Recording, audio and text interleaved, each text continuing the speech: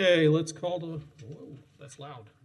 Let's call to order the Historic Preservation Board meeting for the 6th, 7th. No, the computer's wrong. It's the 6th. It is the 6th. April 6th, 2021. All right, first item up would be roll call. Mr. Simmons, are you with us? Yes, sir. All right, Thank you very much. So Michael Hill. Here. Elizabeth Hawk. Here. Nicole Nesberg. Here. Elizabeth Hausauer. Here. Danielle couldn't make it. She had something came up, so she'll be absent this evening. Kyra Lucas. Present. Michelle Hazen. I see her on the Zoom square, so I'm assuming she's here. Bill Warner. Here. Jay Reeves. Here. Mr. Chairman, you have a quorum. All right, thank you, Mr. Simmons. All right, first item up would be adoption of the agenda. Move to adopt. Second. Motion and a second. All those in favor? Aye. Opposed? Okay. Mr. Chairman, who seconded? Michael Hill.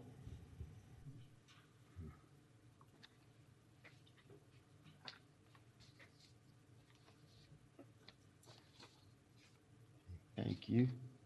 Okay, Mr. Simmons, the next item is the announcement. Thank you, Mr. Chairman.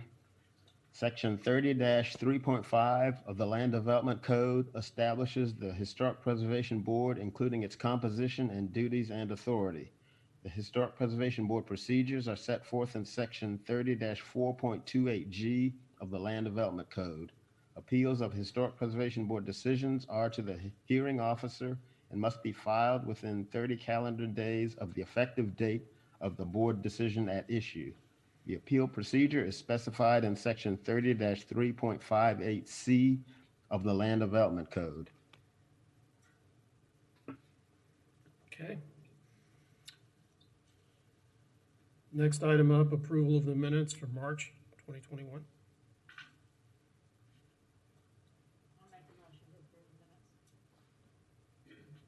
Okay, we have a motion from Liz. Anybody else? 1 second. Kira Okay, second. Kira seconded. And did Bill make the motion? No, Liz Hausauer. Okay, thank you. My rough voice. Okay, we have a motion and a second, so all those in favor? Aye. Opposed? Okay.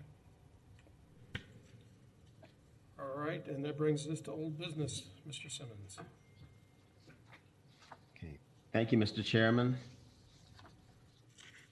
The first item is petition HP-21-15, Ricardo Cavallino and Associates Incorporated, agent for Martine Lowe, owner. Certificate of appropriateness to construct a single-family dwelling located at 622 Northwest 1st Street. This building will be a non-contributing structure to the Pleasant Street Historic District. And I will now try to share my screen to get to the PowerPoint that you saw last month for the March meeting. This item was continued because the board was not satisfied with the previous elevations showing a 3-story structure. So the architect, who I believe is present in the room, has redesigned the application and the proposed building.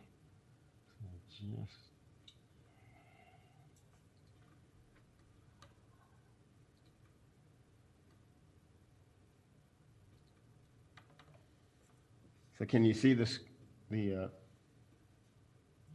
Yes, we see it.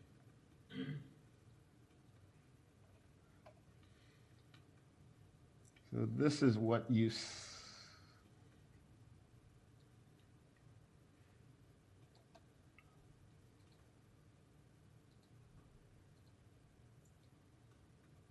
So this is what you saw last month.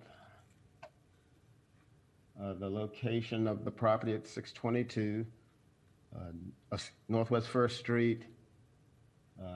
The property that the proposed house will be constructed on, the views of the area. This was the original site plan, and these were the 3-story elevations with the floor plans for 3 floors. Now, here is the revised south and north elevations. The south elevation's on the left, the north is on the right. You see they've reduced the size down to 2 stories with 27-foot maximum building height. And they've sort of added some area in the back of the structure.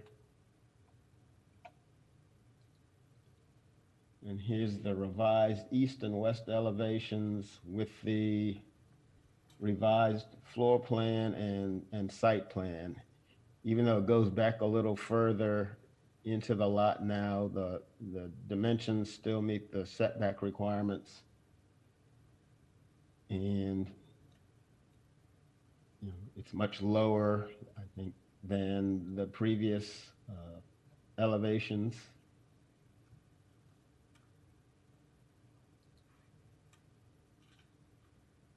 So with that, staff is recommending approval of petition HP-21-15 with basically the same conditions that we asked for last time: simulated divided lights, grills, information on the proposed windows, doors, and roofing material, and notification of any changes during construction. I'll be happy to try to answer any questions that you might have, but I believe the architect is in the auditorium and may wish to speak or present something. Okay. Ricardo, did you have anything you want to add to that? Hi, Mr. Chairman, members of the board. My name is Ricardo Cavallino, agent for the owner of this property. Yeah, we hear your comments last time and we addressed the third floor issue. So we created a master bedroom, with a master bath on the rear. And in that way, we brought it to 2 stories. And we still have the required setback. So we maintain the front setback and all the other features, front porch, elevations, as proposed earlier. And we lost a bedroom, but the owner thought it was a good thing to have a 3-bedroom with a master bedroom included on it. So. Okay. All right, thank you. I will be happy to answer any question you might have, anybody. All right. All right, any board comment or question? I, of course, have a couple. Of course, Liz. I'm sorry, the squeaky wheel. Let me turn on my, I have a couple questions. First of all, it looks like the foundation height is 16 inches. And I know that generally we like to see 24. Is that correct? Isn't that more typical? We had this conversation with another 24 is more applicant typical. More last, typical. yeah.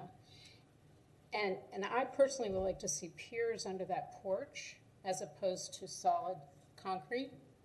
And my other question is, with the way the porch is drawn, and I could be incorrect, but it looks like the porch railing dying back into the front of the house would literally be at the edge of the front window and the edge of the front door. Is there a reason you don't want the porch to go across the whole facade?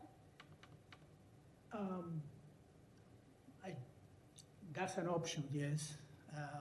When you do it that way, it kind of lost the edge of the porch with the edge of the building. But Would there be a way to maybe split the difference so it doesn't feel so small? That's acceptable as well, yeah.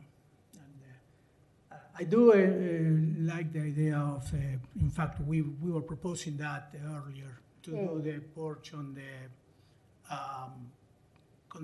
conventional construction with the wood frame. That would be acceptable for us. Yeah, I mean, those would be my comments, and I also feel that, and again, maybe it's just me, but I'm having hard times deducing what the window trim is, for example, by looking at these drawings. It's difficult to tell what you're proposing for window trim and whether those doors as drawn, and I looked through the schematics and I can't tell if the doors are a farm-style door, a craftsman, or if they're just a 6-panel exterior door. It's difficult. Most likely will be a 6-panel exterior door.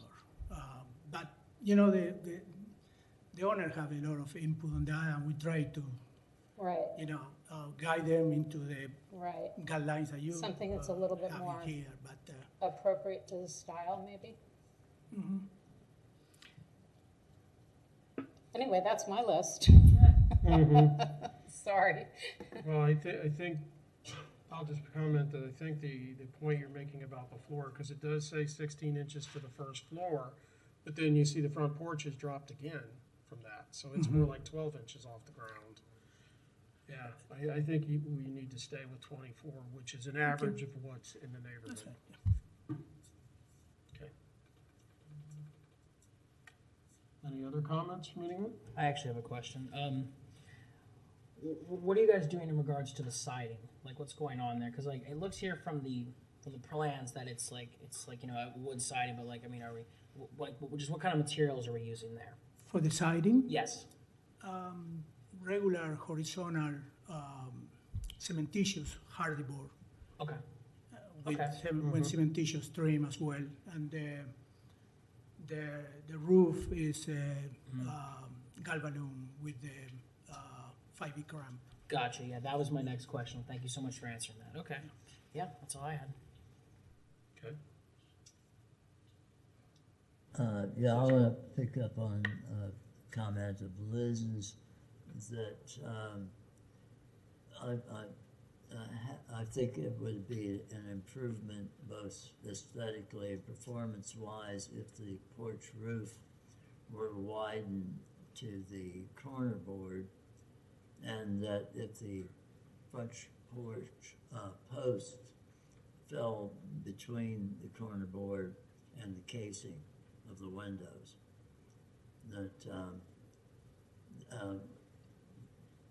as she put it, picking up in terms of the posts, picking up the difference between the corner and the casing, window casing, and that could pretty reasonably be achieved by widening the porch roof to at least the width of the body of the house.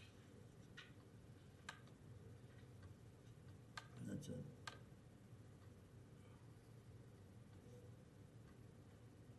Because what you're saying is if the roof goes to the width of the house with the inset, because of the overhang on the roof left and right, that's where your column would fall within the edge of the house. Yeah, But the roof if we widen the porch, I will suggest to just keep it where we die into the trim from the corner, because it's not a good detail to have the edge of the porch or the overhang of the porch going past the corner of the building, you know. Yeah.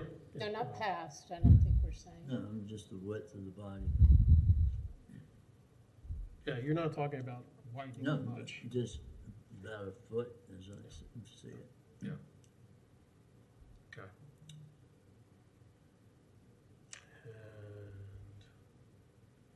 And Can you describe what the casing detail is on the windows? Because again, it's difficult to tell from the drawing. The windows are standard single ham, you know, with the 3 over a blank space, and they will have the mullion and the requirements that the staff have written on and recommended. We use that for all this type of construction. Okay, I think she's talking about the Oh. I'm casing, talking about the casing casing, trim, the trim. the trim The around. trim, typically we do 1x4. It's a little more than 1x, it's a 5/4 hardy trim, cementitious.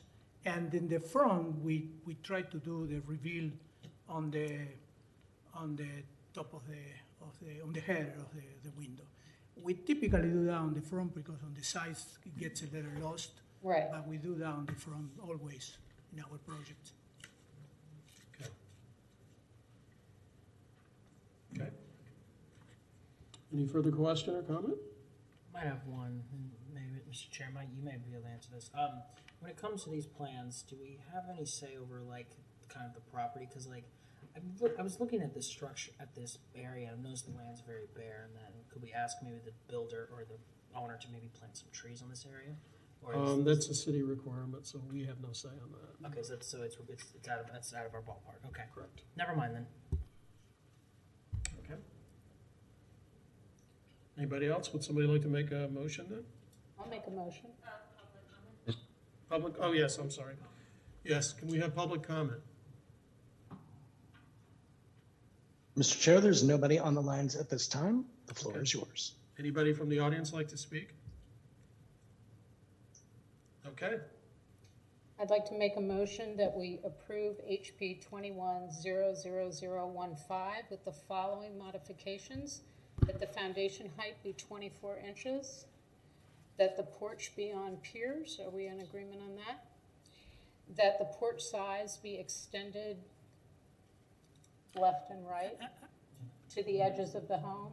How do we want to phrase that? the roof. The roof, To the roof of the porch be extended to the edge of the But home. not the whole width of the porch. Yep, with the porch splitting the difference. Splitting the between- difference. with the right.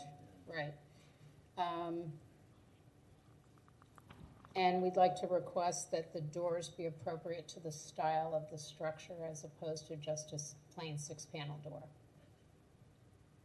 Anything else? I second that. Okay, we have a second. All right, Mr. Simmons, would you like to roll call? Thank you, Mr. Chairman. Who was the seconder? Dick Hall? All right, thank you.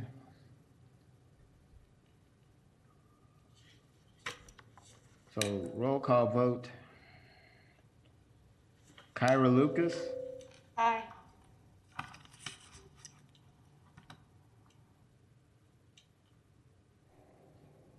Elizabeth Hausauer, Aye. Nicole Nesberg, Aye. Elizabeth Hawk, Aye. Michael Hill, I Bill Warner, Aye. Michelle Hazen, Aye. Jay Reeves. Aye. Okay, motion passes.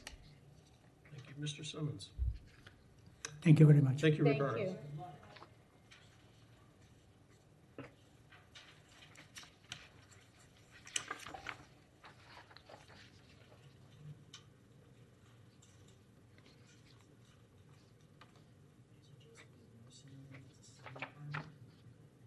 Okay, the next We don't- item, the first item under new business is a renewal of a previously approved COA for new construction of an accessory structure. Petition HP-18-91, Gary Heil and Anna Heineman, owners. Renewal of a previously approved certificate of appropriateness for new construction of an accessory structure located at 504 Northeast 9th Avenue. This building will be non-contributing to the Northeast Residential Historic District. In just a moment as I pull up the presentation.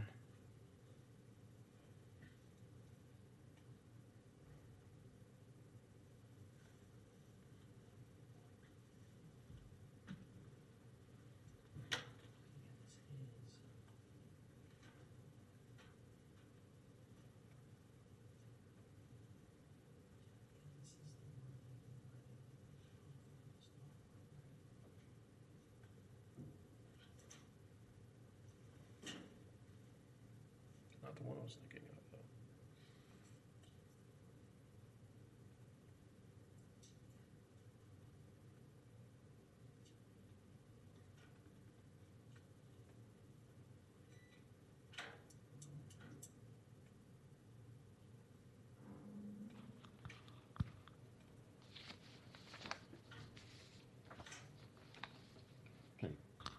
Chairman, board members, this is petition HP-18-91, an accessory structure for a single-family dwelling at 504 Northeast 9th Avenue. This petition was approved back in October of 2018, but it was never built or acted upon at that time, so the COA lapsed. The proposal is to build a one-story detached accessory structure. The proposal must obtain HPB approval because the building is over 400 square feet as proposed. It will be a non-contributing structure in the Northeast Residential Historic District. See, the property is zoned residential single family 3. It's a little over a quarter acre in land area. And the principal structure on the property was built in 1928, according to the Florida Master Site File.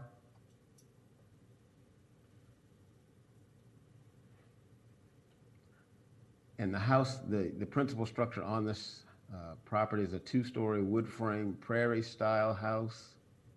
Let me get to it here.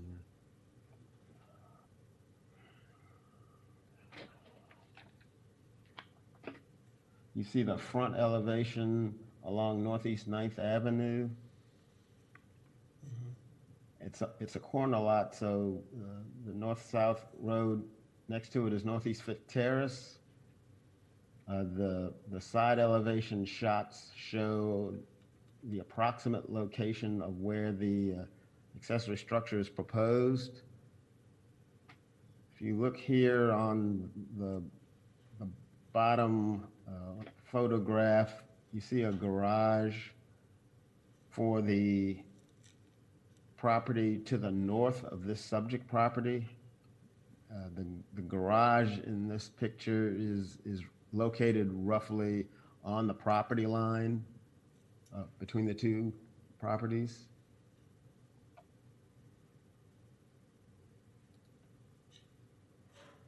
This is the site plan showing the proposed location of the accessory structure.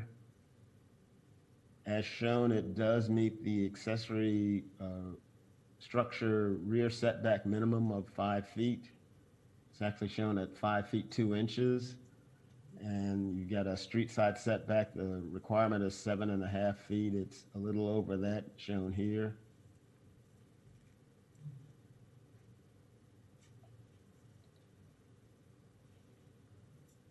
So the scope of work involves the construction of a detached accessory structure on the northeast corner of the property.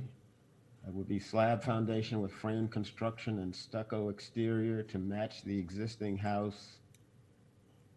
It's about 816 square feet under roof, including a 304 square foot shed, a 411 square foot recreation room, and a 101 square foot porch. They're showing vinyl windows in a 3/1 style that matches the existing house. There's also a roll-up style garage door that would face Northeast 5th Terrace, and a sliding style barn door that would open up into the yard.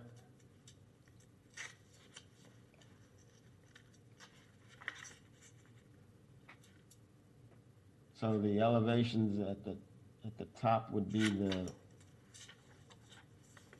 west elevation and the south elevation on the bottom. Here's the sliding barn type door. The east elevation here shows the garage style door that would face Northeast 5th Terrace. And the north elevation, which would face the property to the north.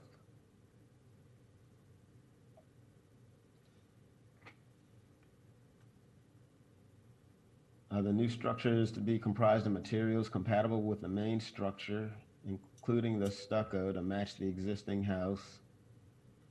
The roof is also to match the existing roof of the house in addition to the fascia and the soffit. The proposed windows will match the 3/1 style of the existing house. The roll-up style garage door and the sliding style barn door will indicate that the structure is intended for accessory use. And the structure will minimize the impact on the visual character and materials of the historic structure and will be compatible in terms of mass and materials, but the character of the historic resource will be identifiable after the accessory structure is constructed. So, at the October 2nd, 2018 HPB meeting, the board voted to approve the petition, but there were conditions. At that time, the conditions were that the accessory building could not be used as an accessory dwelling unit. And also the windows of the accessory building, the board wanted them to be wood or wood-clad windows consistent with the original windows of the principal structure. So again, at that time, accessory dwelling units were not an allowed use in the RSF3 zoning district. As you know, that is not the case anymore. They are now permitted uses in the single-family residential zoning districts. The conditions for approval that were required back in 2018 for this accessory building no longer apply, and this proposed structure may function as an ADU. Staff had conditions about not installing a stove, and it can't be used as an accessory dwelling unit. Those restrictions are no longer applicable. The building would meet the provisions of section 30-5.35. ADUs having a square footage that does not exceed 850 square feet, compliance with the required setbacks and building height limits, and a building that's designed as subordinate to the primary structure in terms of mass, size, height, and architectural character. And the design, character, style, and appearance of the ADU must be consistent and compatible with the primary structure. With that, staff recommends approval of petition HP-18-91. I'll be happy to answer any questions you might have. Okay, thank you, Mr. Simmons. Any questions or comments from the board? Yeah, what happened to the requirement about the vinyl windows? I mean, it was in the original proposal. Yeah, he just said that. That was a condition from the first time. Yeah, okay, as long as that's maintained. If you'd like to maintain that condition, yes, I would put it in your motion. Well, yeah, absolutely. That's the question I have. Mr. Simmons, do you have any spec information on the garage door? Just a second.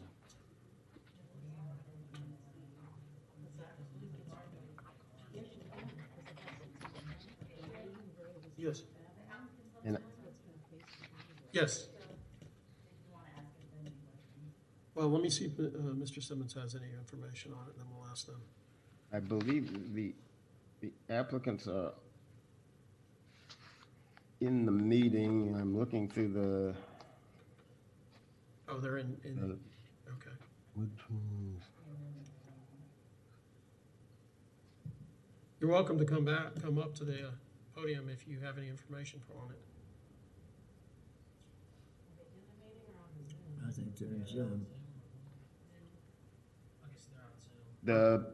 The application indicated that shed porch on the structure will have a roll-up style garage door facing Northeast Fifth Terrace. And I think that's the extent of the description. This is Gary Heil, the owner. Yes.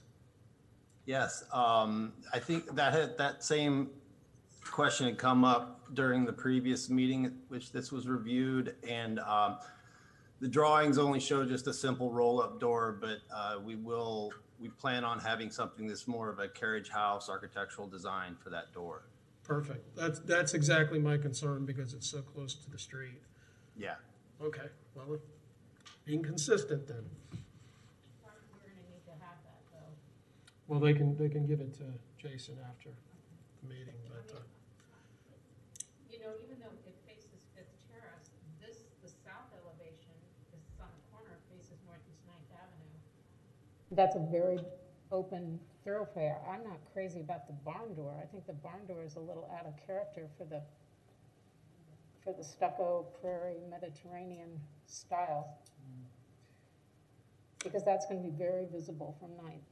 yeah. Depends on what carriage house. Hmm? I'm not, you know, you can broadly interpret carriage house. I mean, that's From that? not a definition. Yeah, So, I mean, should be something more appropriate to the, as you pointed out, the style of the house.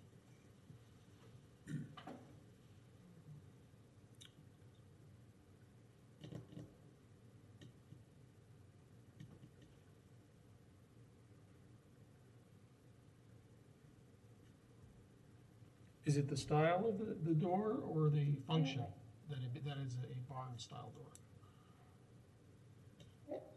I mean, to me, the barn-style door means it's on a sliding rail and it's not opening like carriage house door.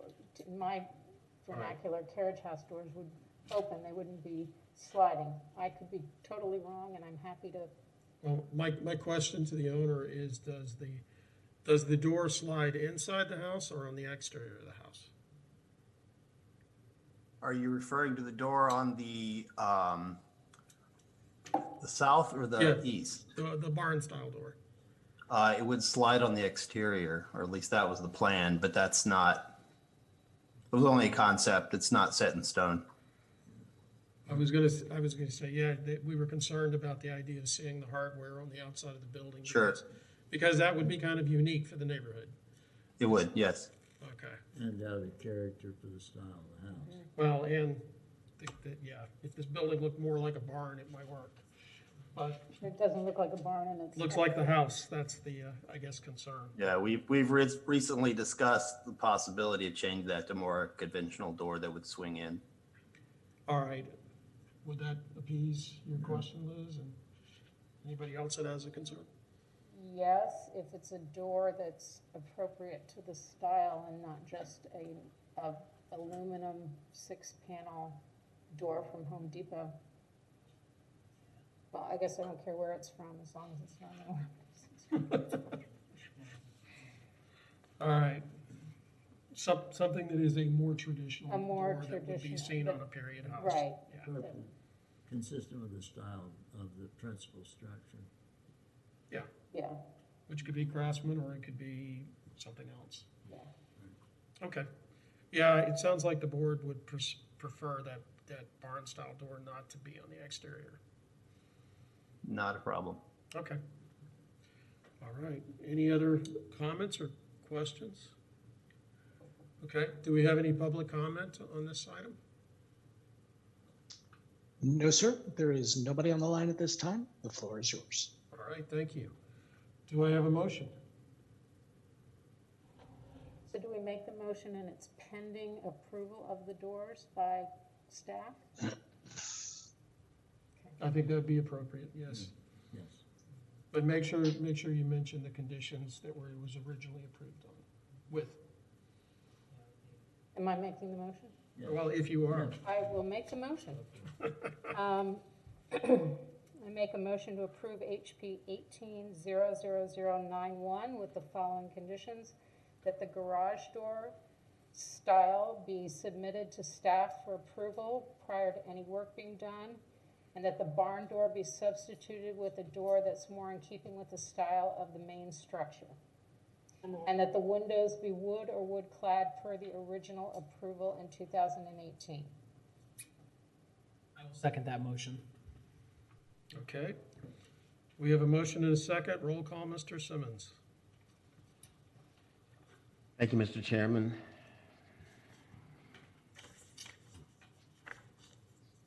Daniel Massey's not here. Elizabeth Hausauer, Aye. Nicole Nesberg, Aye. Elizabeth Hawk, Aye. Michael Hill, Aye.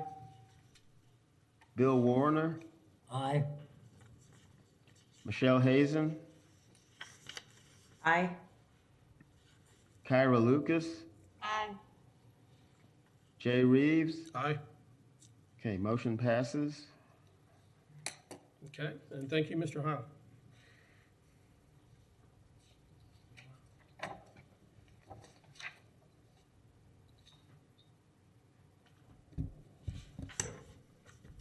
Okay, next item up under new business, Mr. Simmons. Just a moment.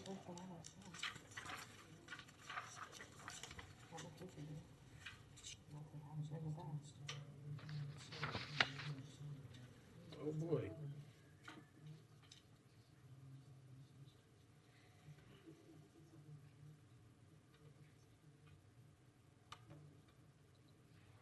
Okay, the next item under new business is petition HP-20-102.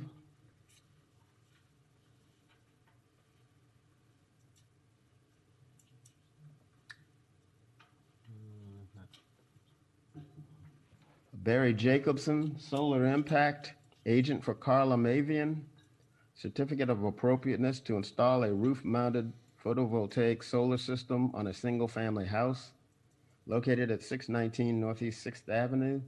This building is a contributing structure to the Northeast Residential Historic District. And just a moment as I bring up the screen share.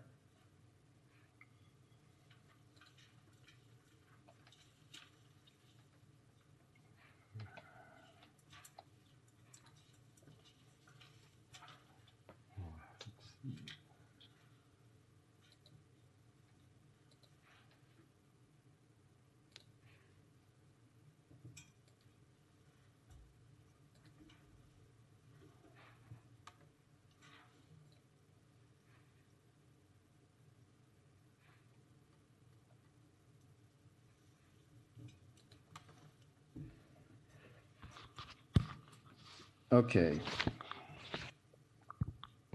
And this is a petition to install a solar array system onto an existing single-family dwelling at 619 Northeast 6th Avenue. The applicant is requesting approval of a Tier 1 6.66 kilowatt solar photovoltaic system on the roof, placed on the southern roof surface of the principal structure. The modules are the flush mount type to be installed in the same plane as the roof. The dwelling was built in 1946, and it is a contributing structure to the Northeast Residential Historic District.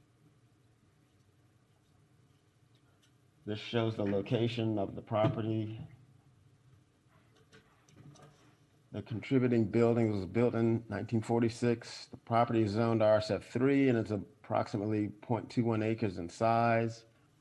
The house is about 1,596 square feet in total area.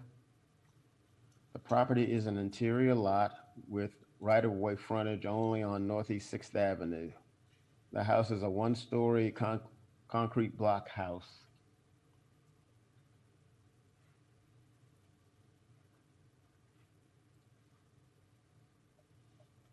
So you see the front elevation at the top, and on the bottom side, you see the rear or the south elevation. It's on that south elevation where the proposed solar system would be installed.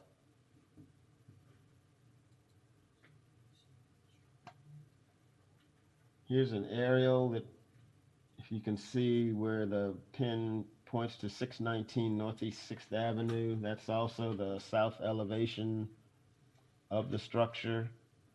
So the array system will not be visible from the right-of-way. And here you just have some product information about the proposed solar panels that would be installed on the property or on the house. So the description, again, the installation of the system on the rear slope of the roof. the Tier 1 solar modules and a roof mounting system. There would be 18 black 370 watt Boviet modules, and they would be flush mount to the roof. Here are two shots of the layout. Northeast 6th Avenue would be at the top, so the front half of the sloped roof would be here.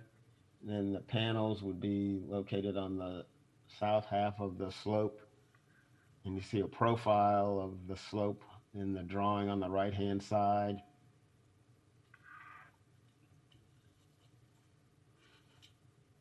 So the system will be installed on a contributing principal structure, but it's located in a location that does not affect the primary roof facade elevation, and it will not be visible from Northeast 6th Avenue or any side streets.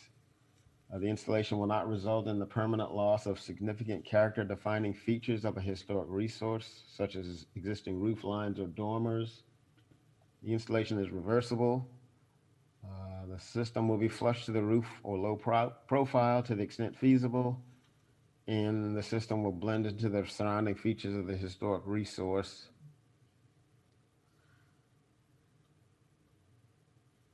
It's before the board because it is located on a contributing principal structure, but it will not result in the permanent loss of character-defining features of a historic resource. So under the solar guidelines, the proposed solar panel installation does conform to the Secretary of Interior standards for rehabilitation, particularly Standard 2 and Standard 9. The historic character of the property shall be retained and preserved. The removal of historic materials or alteration of features and spaces that characterize the property shall be avoided. The new work will be compatible with the massing size and scale and architectural features of the existing house. So with that, staff recommends approval of petition HP-20-102. I'll be happy to try to answer any questions you might have. I'm not sure if the agents or the applicant is on the line somewhere or in person or not. Okay.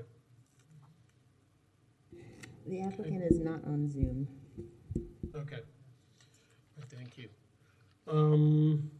Any questions or comment from the board? Yeah, looks like this company wasn't. It's This in the right company was a spot. little more professional about it. Okay. Okay, Oh, public comment, yes. well, let's make sure Jason's got all this. We're moving a little too quick. Did you get Bill approving or motioning to approve? Jason? No, I did not. Did we have public comment? We haven't gotten that far yet. Is there any public comment on this item? No, Mr. Chair, there is no public comment on the wires at this time. The floor is yours. Okay, thank you. Okay, we have a motion from Bill and Nicole. Second. Okay.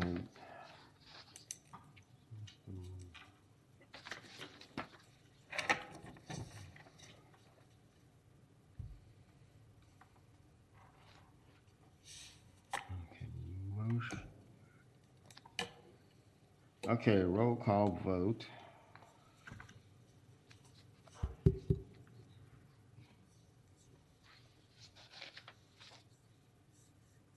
Nicole Nesberg, Aye. Elizabeth Hawk. Michael Hill, Aye. Bill Warner, Aye. Michelle Hazen, Aye. Kyra Lucas, Aye. Elizabeth Hausauer, Aye. Jay Reeves. Aye. Okay, motion passes.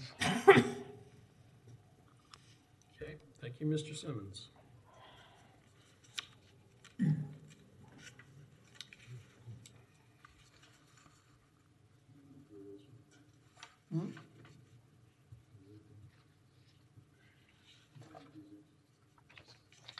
don't know if we are or not.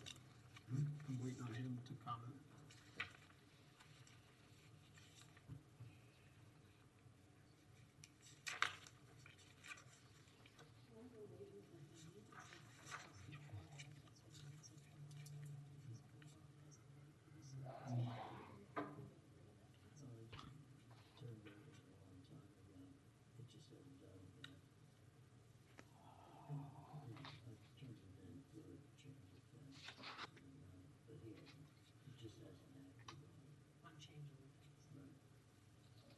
Okay, the next item under new business is petition HP 21 James Witten, agent for Brooke and Nicholas Armfield. Certificate of appropriateness to re-roof an existing single-family dwelling with a metal roof and remove a chimney located at 530 Northeast 3rd Street. This building is contributing to the Northeast Residential Historic District. In just a moment.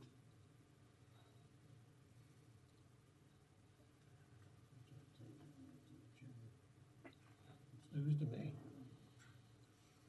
I think it's just a flue pipe.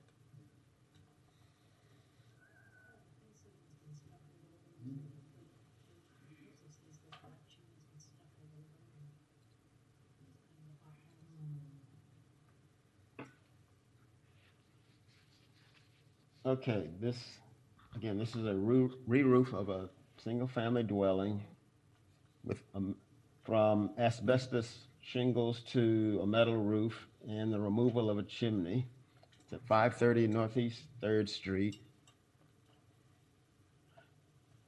The applicant is requesting the removal of asbestos roofing tiles and the installation of a 26-gauge Galvalume snap lock standing seam metal roof from Tri-County Metals.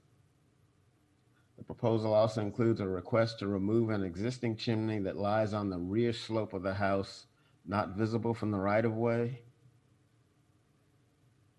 This is a map showing the location of the house. It's just south of the Thomas Center on Northeast 3rd Street with Urban 2 zoning and about 0.27 acres of land. These are some of the pictures of the house. There's currently work going on with the house because of the approved addition in the back.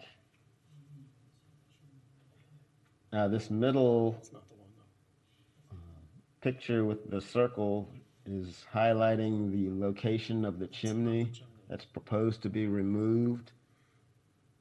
It's in the back. So the existing house is a 1.5-story wood frame craftsman bungalow house with wood shingle siding and a hip roof with asbestos composition shingles.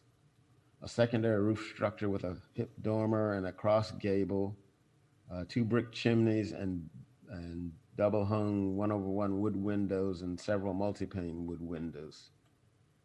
The house represents a typical Gainesville dwelling of the 1920s and appears on the 1928 Sanborn map.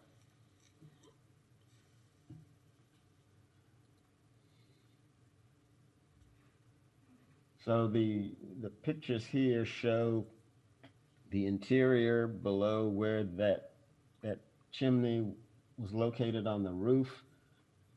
As you see, the secondary chimney has no more functional use. The area has been completely closed in and walled over.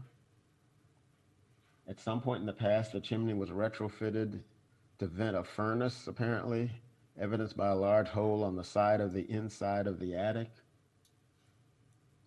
The chimney does not have a significant height above the roof tiles, and it's structurally unsound as there is significant movement of the chimney when it's pressed against, leading the applicants to assume that the structural integrity was compromised when the interior work closed in the chimney or during the retrofit, or possibly when it was modified from its original brick appearance. Because right now the chimneys, even though it's not visible from the right of way, it's been covered over by stucco, losing the original brick appearance. Now, as indicated in the guidelines, removal of existing chimneys is discouraged. Removal of historic or architectural roofing features should be avoided if possible. However, the interior photos of the house indicate that there is no interior chimney space as it has been closed in and walled over. The chimney no longer works and it does not have working interior applications. This is just some product information about the standing seam panels that are proposed for the roof.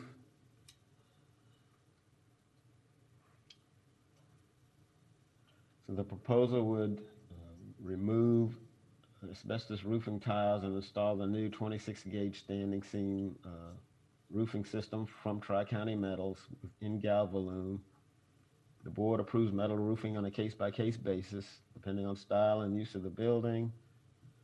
Typical recommendation includes standing seam, particularly in this neighborhood, is spacing of the roof. Spacing of the roof panels is more sympathetic with historic metal roofs, and exposed fasteners are not as numerous or visible. The proposed standing seam metal roofing is compatible with the neighborhood. So with that, staff recommends approval of petition HP-21-19. I'll be happy to answer any questions you might have. Again, I'm not sure if anyone's on the line somewhere or in the auditorium to speak to this. I am on the call. This is James Witten with Witten Roofing. Yes, hello. Bill, you want to handle this? You want to handle this? Mr. Simmons, I will be chairing this particular item. I am familiar with this particular chimney and its location, and all things considered, I have no objection to the removal of this chimney. Any other board member comment? I actually have one. Now, yeah, judging by the pictures here, I can see that, like, this chimney is kind of like, it's pointless. Initially, at first, I thought, why are we removing it? But I'd like to ask the applicant, if the chimney is removed, is it possible for you to salvage any of the materials from that chimney, like maybe any of the bricks, or? They will. Okay, they will. I'll make sure they do. Yeah, that's the only thing Yeah, they're using brick curbing, and, they would, the reasonable expectation is that they would recycle as much as was feasible. Okay, yeah, that's the only thing I was really concerned about, because I was like, well, we probably wouldn't be able to get any of our hands on any kind of bricks like that, so that's why I was like, as long as that's good. Now, I would point out too that this is a flue chimney, not a fireplace chimney. Fireplace chimney is part of the gable right next door to it. Wait, Yeah. There's Mr. two Warner, you chimneys. said it's a flume chimney? Flue. Flue chimney. Meaning just a smoke Flue pipe. chimneys, for those who may not know, were generally 16 to 24 inches square, not associated with a fireplace, typically associated with a heater or a stove in the kitchen. Okay, I see, gotcha. Thank you guys for answering that. Any other questions? So just to clarify, the rear of the house already has a metal roof, yes? This is on the the north side behind the projection of the living room area. So you don't even, you're hard put to see it from 3rd Street. No, she's asking about the metal roof. Oh, the metal roof. That's new with the addition. Okay. Well, Correct. We installed the metal roof last month with the approval for the addition. Yeah, it's already, it's on the back of the house So you're already. pretty screwed if we say no, right? If you're in love with asbestos, go for it. It would be both, If you can find me 4,000 square feet of brand new asbestos, I'd be willing to consider Drop it installing in it. your yard. right, I'm just saying, nothing like the presumptive close. right, okay, yeah, and it is what's been established on the back of the house. My understanding is the owner is simply gonna hold off a little while for that additional expense, but considering the appearance of the new work, decided to go ahead at this time to complete the task at hand. So, Just a footnote, since we're on that topic. Underneath that is the original wood roof. Shingles? The shingles are still there. Wow, that's so cool. You keeping that part? I make a motion that they keep the wood shingles. I don't know if I'm they are or not. making- It's a joke. I'm kidding. Don't worry, I'd be Mr. Witten. happy to salvage as many as possible for the arm fields to use as a replacement siding. There you go. There you go. Great. okay, is there any public comment regarding this item? I'm sorry, sir. There's nobody at this time. Just needed to check first. The floor is yours. Thank you very much. Okay, I'll make a motion. Mike, My get it motion that day. time. Today's You're my on a motion roll. day. I am on a roll. HP 20, I make a motion that we approve HP 21-00019 as written. Second. All in favor? A roll call, Mr. Simmons. Yes, thank you, Mr. Vice Chairman. Did Cairo second? Yes. Thank you.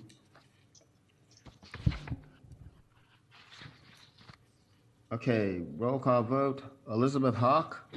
Aye. Michael Hill? Aye. Michelle Hazen? Aye. Kyra Lucas? Aye. Elizabeth Hausauer? Aye. Nicole Nesberg? Aye. Bill Warner? Aye. And Mr. Reeves, did you recuse yourself? Yes. Okay, thank you. Motion passes.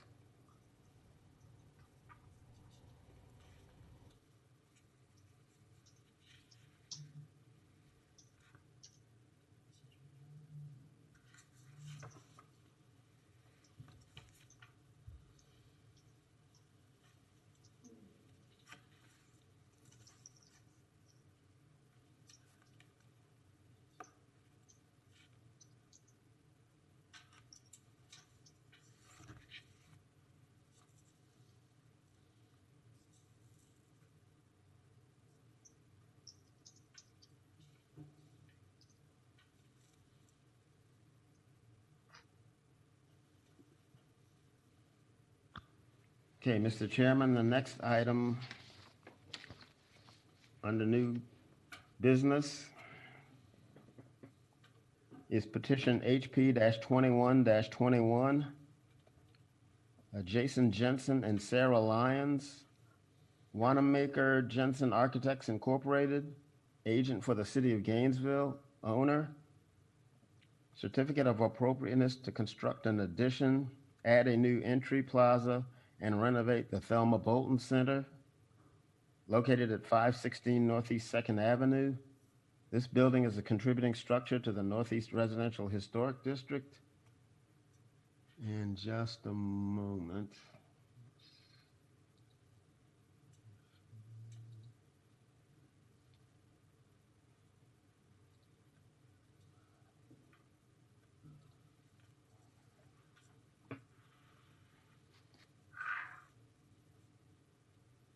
Okay, board members, Mr. Chairman, this project involves the city-owned Thelma Bolton Center at 516 Northeast 2nd Avenue.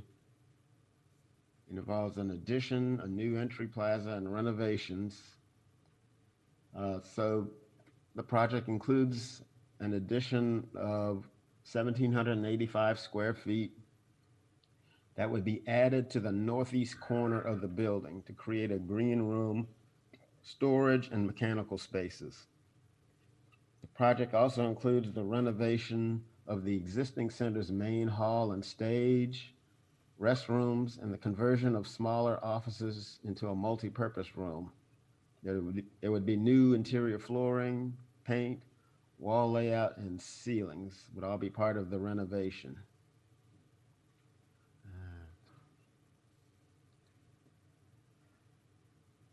There's also an entry plaza which would alter basically the entry on the south elevation of the building.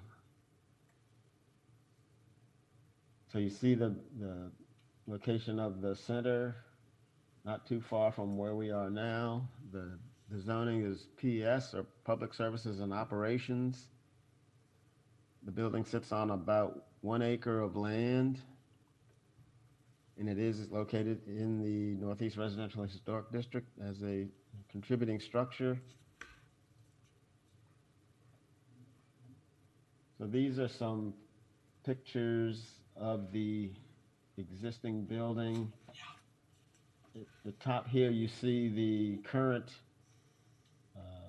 entry into the building on the south side using the existing handicap ramp. On the right-hand side here is the main entrance. On the east side, or the southeast side of the building, which is right at the intersection of basically 2nd Avenue and Northeast Boulevard. And then some other shots, the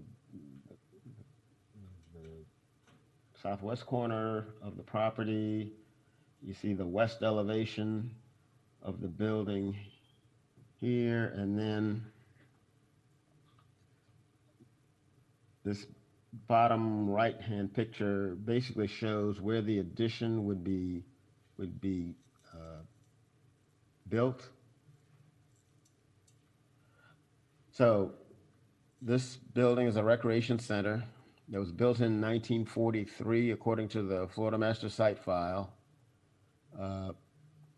Even though the building is not within the what they call the district time frame, which is the 1880s through the 1920s, according to the site file, it does represent a very important building in the later history of the district. Some modern buildings, such as the Recreation Center, are scattered throughout the district. The building was originally known as the Service Center, one of several WPA projects in Gainesville. It was designed to house entertainment programs for servicemen stationed at Camp Blanding and nearby military bases. The center officially opened in 1943, and Thelma Bolton was the city's first director of the Recreation Center. And here are some more pictures of the existing conditions.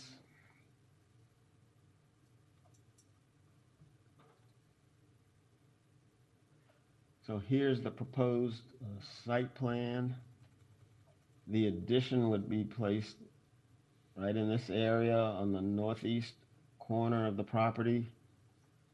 And here on the south elevation, you see the proposed revised entry plaza. Jason, can you zoom in on that a little bit, please? These are shots of the floor plan, or the proposed floor plan for the addition. On the left is the level 1 floor plan, and in the right top corner you have the level 2 floor plan for the addition. I could look over her shoulder. Now here you have various elevations around the building. Here you actually have the revised south elevation, what it might look like with the addition of the entry plaza. Here you have the west elevation, and at the bottom here you have the north elevation, and then you see the addition to the left or to the east of the existing auditorium area. And then in the top right corner, you have the east elevation showing the east, basically the east elevation of the addition itself. And then you've got another east side elevation of the, I think, the overall building. You have a southeast elevation showing the entry on that side. You see the new entry plaza sort of shadowed over here to the left. And there's another elevation located here.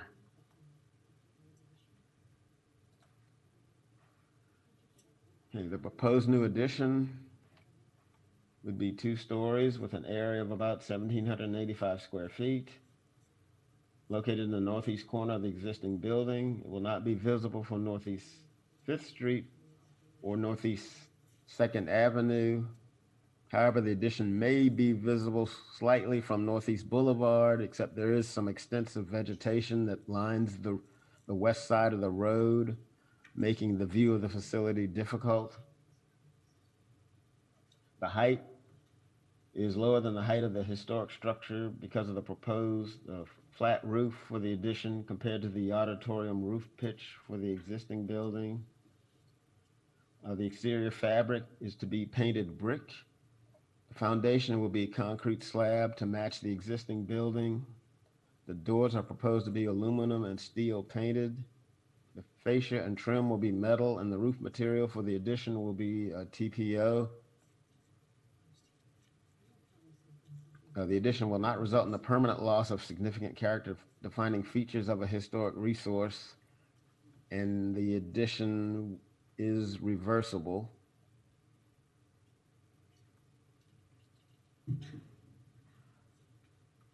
Now, the proposed windows are aluminum, the YKK, YFW 400 TU windows with muntins.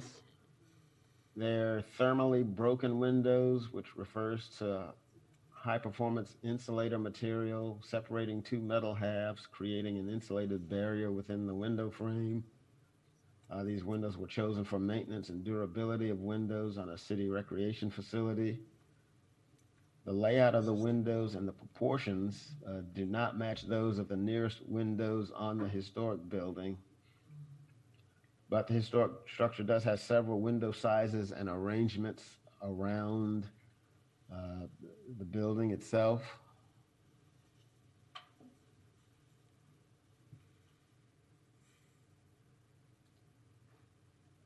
So a new entry plaza will be located on the south side of the building and will redirect the pedestrian traffic to the front door on that south side.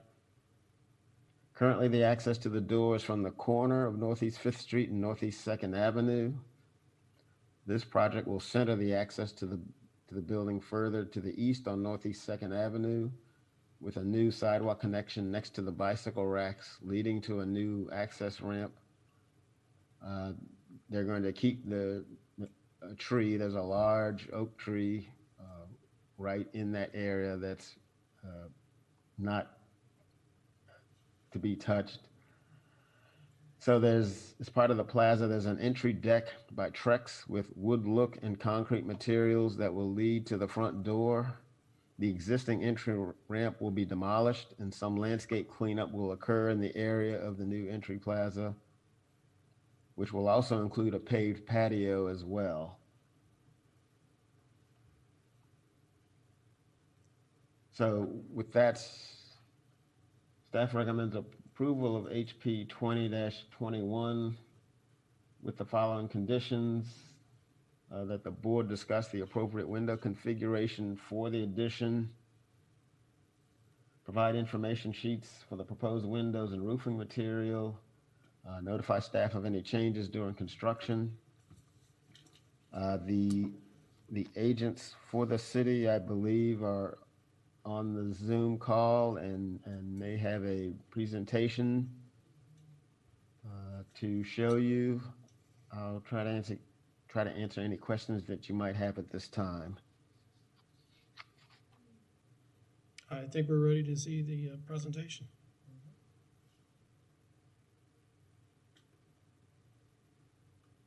Sarah, are you on the line as well? I just want to make sure that Sarah Lyons was, okay. And Sarah, correct me if I'm wrong, but were we going to propose show a different additional, are you ready to show additional presentation? Yes, I need Jason Simmons' permission to share my screen. Okay. Yes, do I need to hit something? Um, Or should I stop sharing? yes.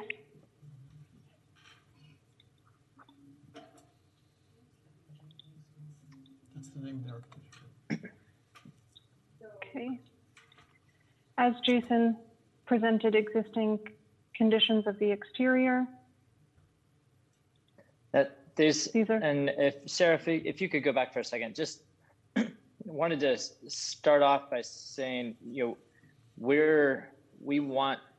really enjoy this building and want to bring back many of the details, both inside and out, even going to the extent of, you know, peeling back paint, driving the original paint colors. We do have some older pictures of that. There's some features even on this front, like the signage that's actually above the door on the right-hand corner. That is actually hiding original detail of glass block from the 1943. So some of those details we're looking to return as well. So as we, you know, dig into the project, we, you know, try to isolate and bring to the forefront the original as possible, and then have addition pieces stand that don't deter from the original historic, but are distinctly, you know, current and not distracting from it. Move forward, please. So, and on the inside, I know this is more directed to the inside, and you can see the glass block in that current picture. On the interior, we're also going to great length to try and hide some of the features like the lift that you see in the bottom middle picture, to hide that behind a wall so that it is more in context to the original design that would not have had a lift at all. Obviously we need that, but we want to make that not present in your view in the performance, and return it to as close to the interior original experience as possible. We'll be following that same practice as we look through each of the materials and conditions, such as the ceiling as well. Okay. You can see some of the colors have been altered over the years, and we want to, you know, look back at that and return it as close to the original colors as possible. So when we're looking at painting conditions, we'll be evaluating that. It was a much cleaner look originally than the current design. Now, with the entry, our task was, from a recreation center standpoint, to provide a new entry that could allow security, could allow the normal task of greeting a patron and taking tickets, and allowing entry to a lobby and then into the facility.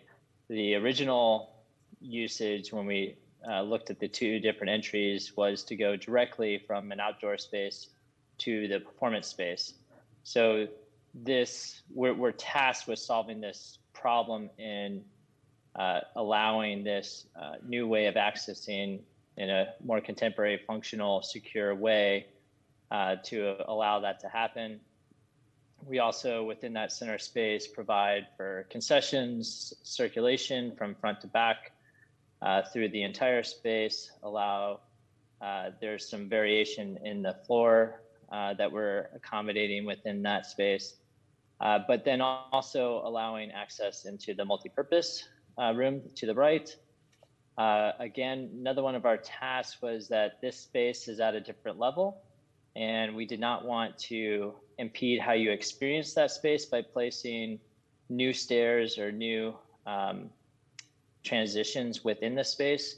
So we worked diligently through the interiors, through that central space, to allow for the change in elevation, allow you to access that room and experience that room as you would have in 1943.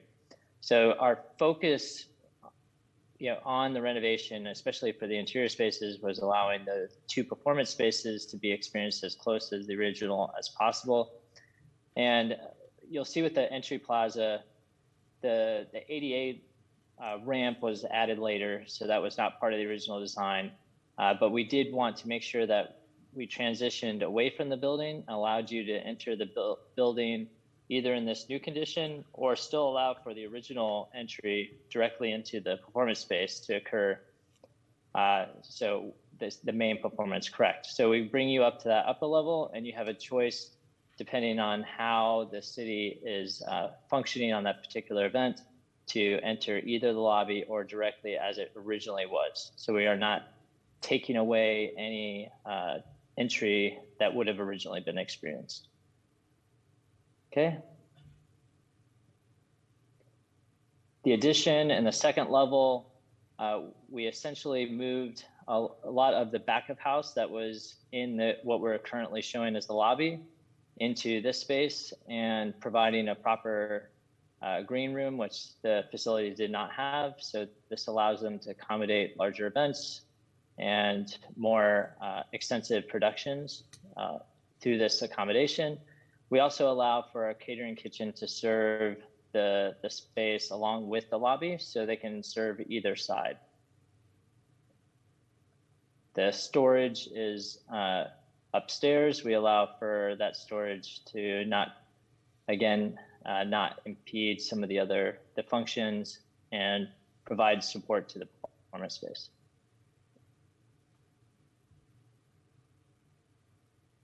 Okay.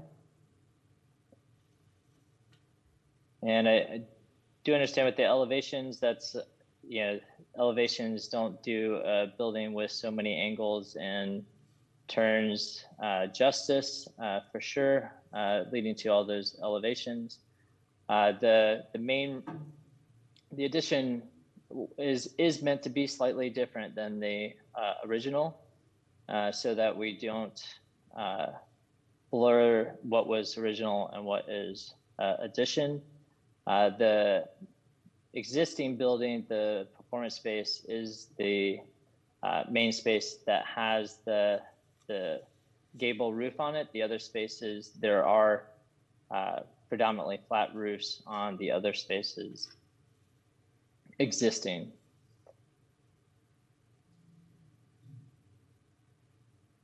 Okay, we already went through these views in particular, but you can see the space that we're attaching to is essentially the side door of the stage that would become the green room and the storage on the upper level.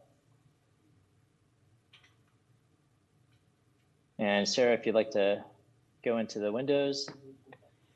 Sure. So the windows that we're proposing for the addition are going to be, they're going to look like the existing windows, but made from aluminum. So they'll look like wood windows, and they'll be operable windows. And then the new roof would be an asphalt shingle roof to replace the existing roofing material. The TPO mentioned would only be at the flat roof portion. Yeah. Okay. With that, we're happy to take any questions. So the existing windows on the building 9/9, like you show in your proposed windows? So, sorry, yes, those are the proposed windows. Right, but the existing building window, you said they were going to match, but are the existing building windows 9/9? It's hard to tell. So the windows shown in the picture aren't exact. That's the example windows for that, but we do have complete control over the buttons and sizing of those. Okay. So we can provide that as needed. So you're not proposing 9/9 like that No. picture showed? Okay, I just wanted to clarify that. Okay. No, thank you. That's a good comment. Okay. Questions or observations from the board? Is the interior finish on the windows aluminum as well? No, it would be the existing windows are painted. The new windows would be painted as well, so that the underlying material would not be visible, and there would be no visible distinction between the existing and the new, other than maybe slight variations in the profile.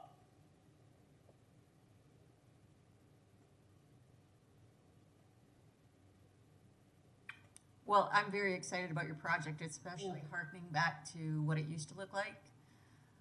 Because fellow board member Liz Hawk married me in this building. Oh. So, Oh, that's great. yeah, I love it. Can't wait to see what you do.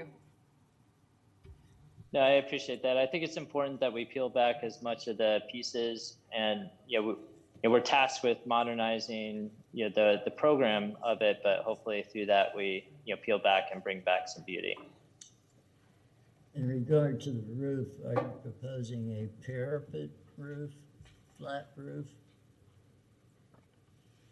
It would have a flat roof, I believe, with a slight curve to it, but we have a very tight space to work with at the top of that roof, matching into the right below that eave, and trying to make sure that we can see that full gable from the end and not invade that space.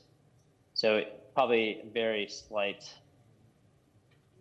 if yeah, there you go. It's kind of pulled back from it.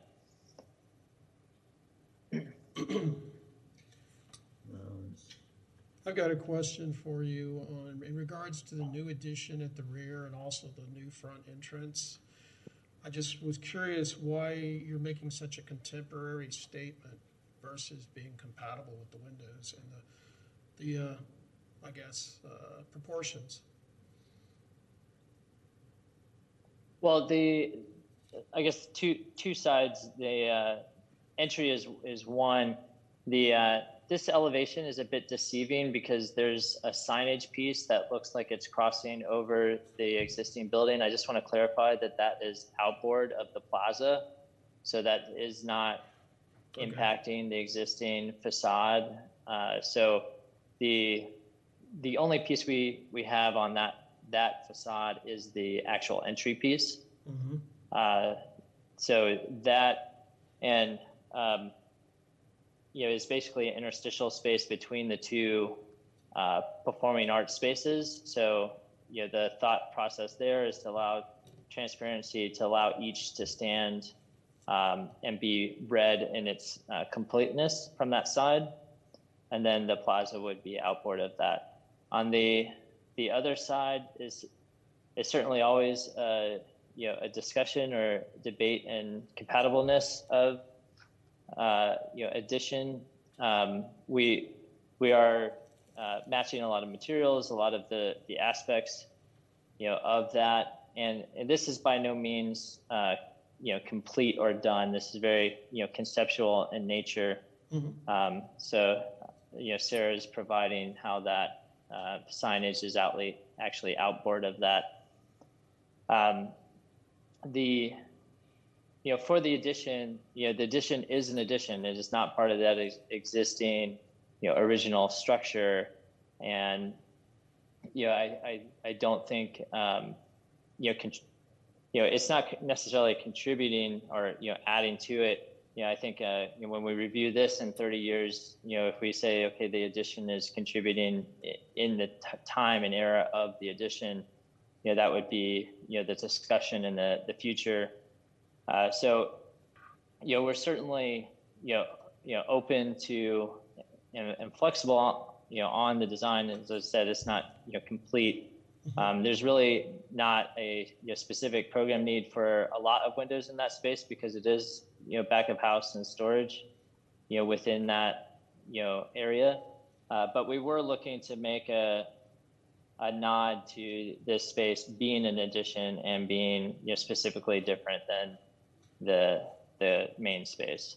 Okay, let me just make the point I was getting at. In looking at the historic building, the windows do make overwhelmingly a vertical emphasis in banks of windows, which is kind of a nod to the tradition of the time.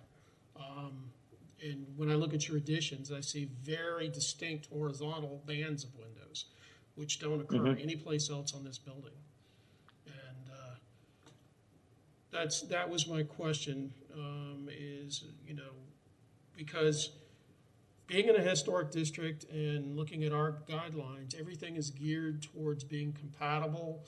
It doesn't have to be exact, but I'm talking about scale, proportion, and not jarringly different. And what I see here is making a very much a statement of today and standing out as an addition. And I'm afraid long term that's exactly what it's going to do, is look like a very strong statement of an addition compared to the original historic building, which is a distinctive style. I would concur with that, because especially because it's going to be painted brick, which the rest of the building is as well, right? So that doesn't differentiate in terms of the materials being used. Unlike, for example, like the thing on Main Street, the Masonic Lodge, their addition, you know. I would point out that all sides of this are highly visible from 5th Street, 2nd Avenue. It's wide open to the north and to Boulevard. So all sides of this are highly visible. The fenestration on the addition also strikes me as extremely contemporary.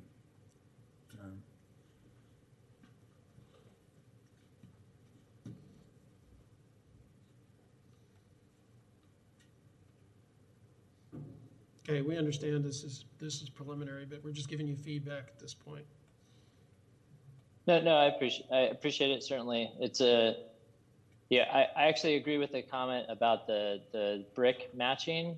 You know, that was a debate internally too. I mean, I think to be compatible with the argument of a true addition, it should be different.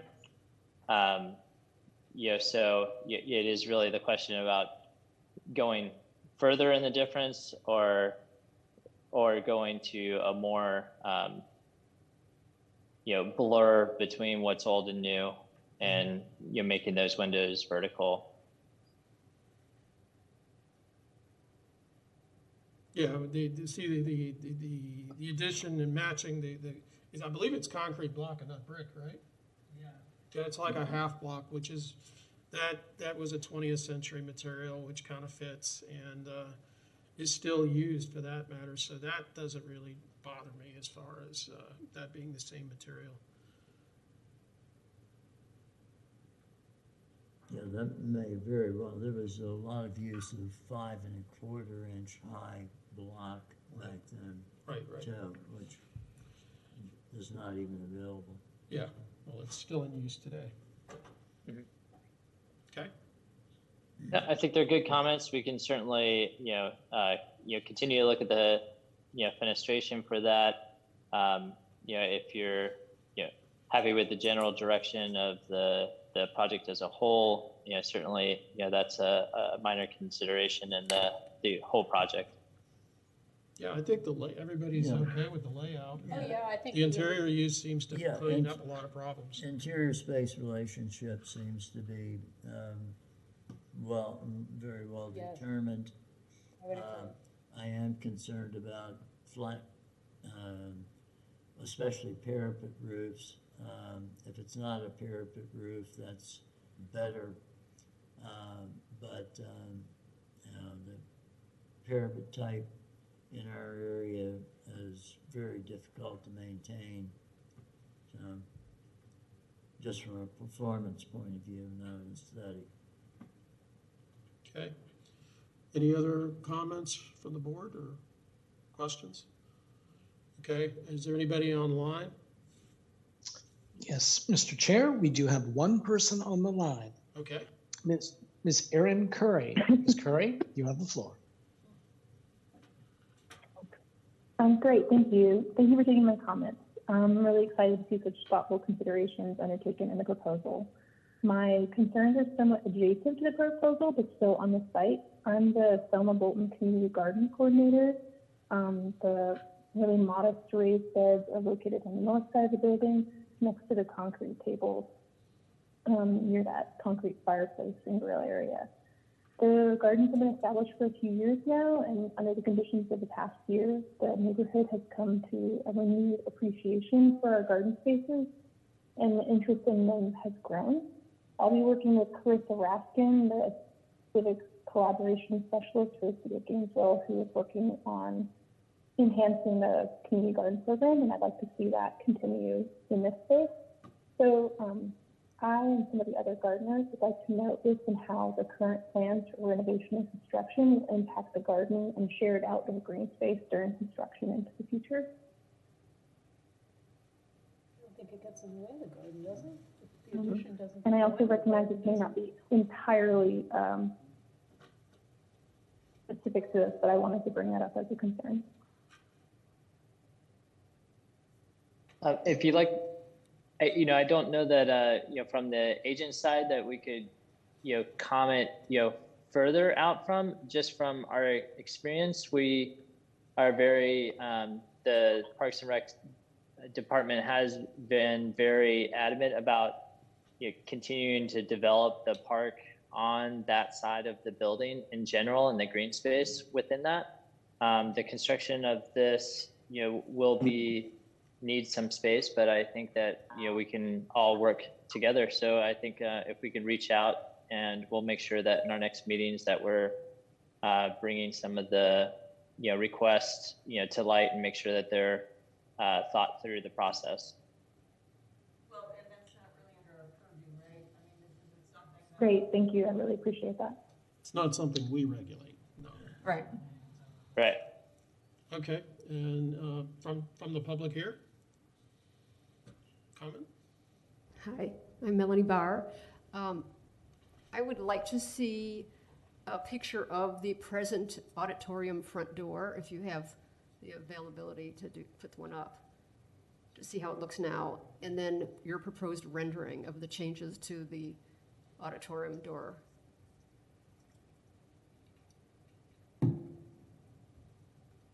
Do you have a way to put that up? We don't. I know you guys do. A close-up view, if you could. I'm wondering where the new door would go. That's on the front. Right behind that tree. So the existing door, we will remove the railing that you see in front of it. So that will no longer be blocking it. The door and the structure will be exactly as you see for that entire facade of the Performing Arts Center, with the windows on either side and the window above as shown. You'll be able to enter that door or the door that's directly behind that tree on the same level. Okay, you're saying a door directly behind a tree. You're talking about a door that isn't Yep. there.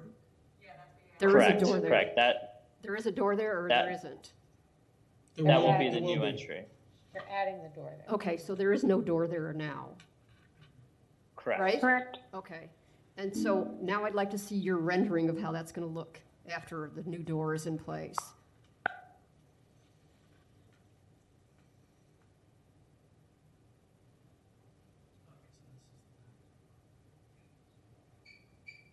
Now this is not a rendering, but a 3D model of that. So the building is not in this particular rendering. This is submitted before it's modeled in its entirety. So please understand that we're not modifying the front facade of that existing Performance Arts Center. So that the windows and the door, and that structure as you saw it in the previous picture, remains. That's going to look exactly the same, except a different paint color, is what you're saying. Correct. Yes, correct. We want to return it back to the original colors, but all of that remains the same. So that the modeling, just to be clear, it was still being developed with this submission, and doesn't have all the detail with it. One of the tasks requested by the city was to help visitors find an entry and orient themselves to a really well-defined entry. Right now, there's multiple places along both the west elevation, the south elevation, and the southeast elevation that are unclear which is the main entry. Our proposed new entry helps kind of define a main entry for building and building uses.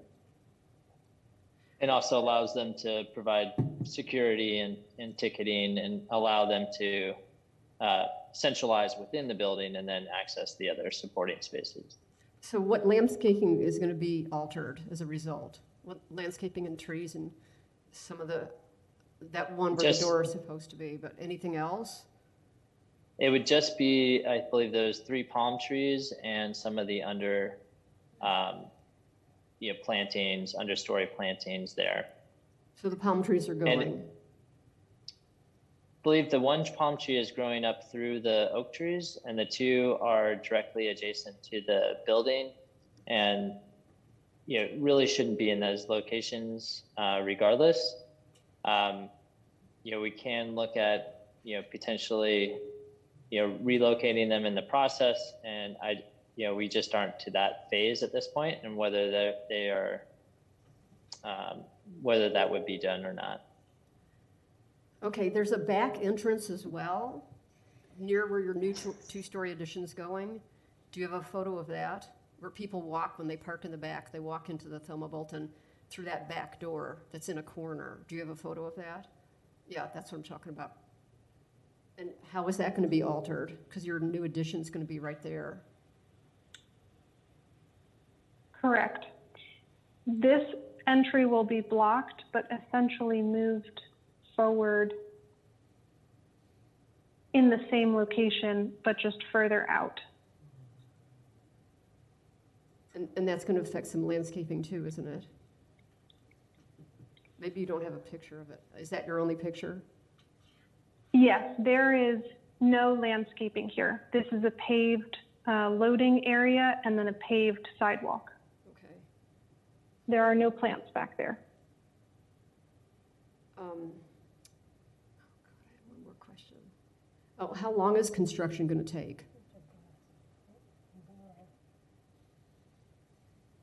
We don't have a contractor schedule on the construction side thus far. Typically a project of this size, could be anywhere from, 8 to 12 months. But please don't quote me. We don't have a contractor on board yet. Are they going to do any redesigns to the parking lot? Will the dumpster stay in place or be moved or anything?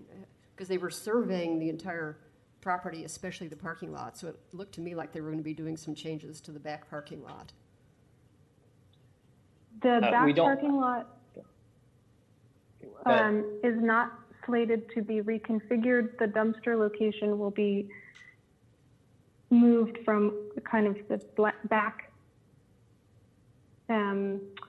side of the grass area to another spot in the parking lot. Is that going to be permanent or temporary? Temporary. Required to have a dumpster on site, but we do want to move it into a less visible location. Okay, well, less visible sounds good, but what I thought she just said was move it towards when you're coming down Third Avenue, you'd be looking right at it, is the impression I got from what she said. Look, currently in the new operation, you'll be able to come through the building and access this as a park area. And I think, the task is to also activate the green space and allow for activities in that zone directly adjacent to where the dumpster is currently. So, we'll have to weigh, and we can look at, shielding, of that in a different location, but we don't want it in the same place that we're having weddings right now. Well, right now it's kind of out of sight. If you put it at the end of where you're looking at it as you come down Third Avenue, that's your first view. That's right now, we don't have a final location for it. We're just not at that point. So I can't tell you exactly. But yeah, I understand, the need to shield it and is certainly noted. And then I am concerned about some of the interior changes, but I guess there's nothing we can do about that. That's Okay. not us. All right, thanks. Thank you. Anyone else? Okay. All right, I think that kind of concludes our input. Thank you very much. Okay, thank you. Hmm? Oh. It's not the final version.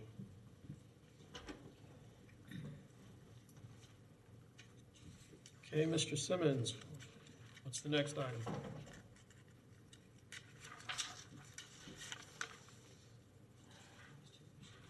Okay, just a moment. Yeah. 13th Street.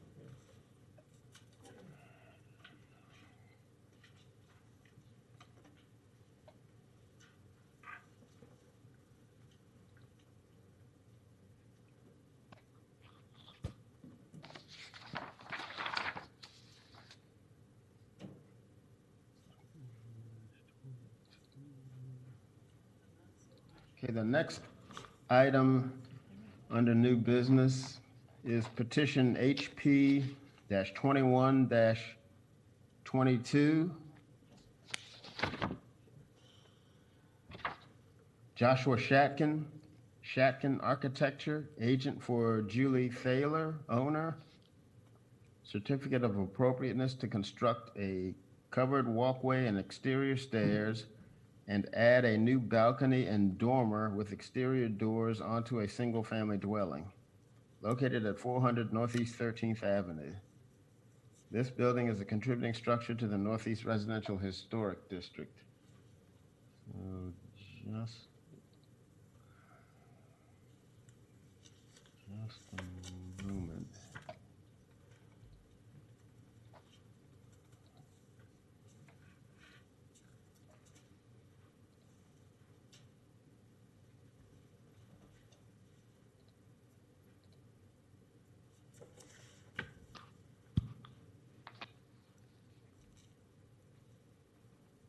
Okay, this property at 400 Northeast 13th Avenue, the project would build an exterior stair with landings on the west side of the structure, and then add a second floor balcony with a new dormer in the back of the structure.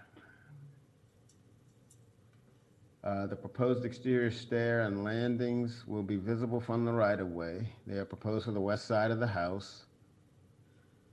The new balcony with the new dormer will have access from the second floor bedroom in the house.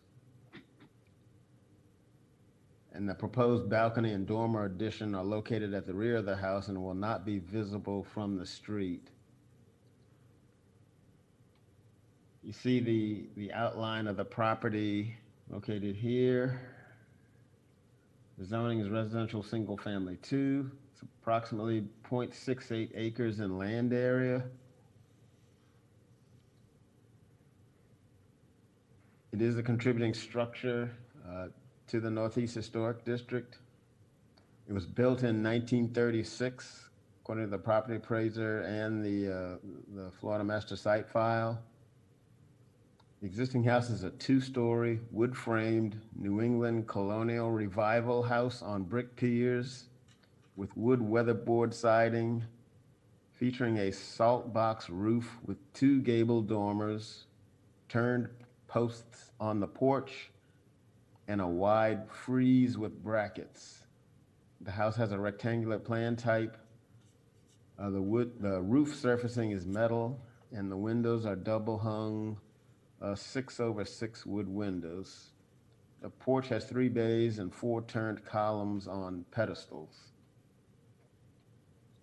So you see in the pictures, you see the front elevation of the house here. Here's the west elevation, which would be where the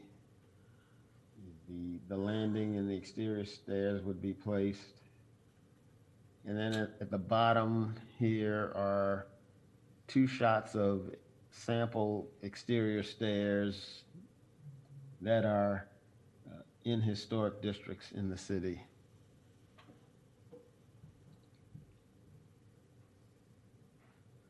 This is a rear yard view. The balcony and dormer would be placed somewhere just to the, I guess that's east of the chimney.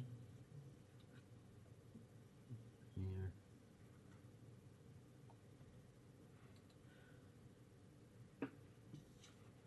So here are the site plan and the floor plans for the first and second floor. Site plan indicates that the setbacks will still be met with, even with the addition of the exterior stairs. The first floor plan, you see the area of work located on the west side of the house. And then the area of work for the new balcony and dormer with the exterior doors on the second floor of the house. Here are some elevations. Let's see.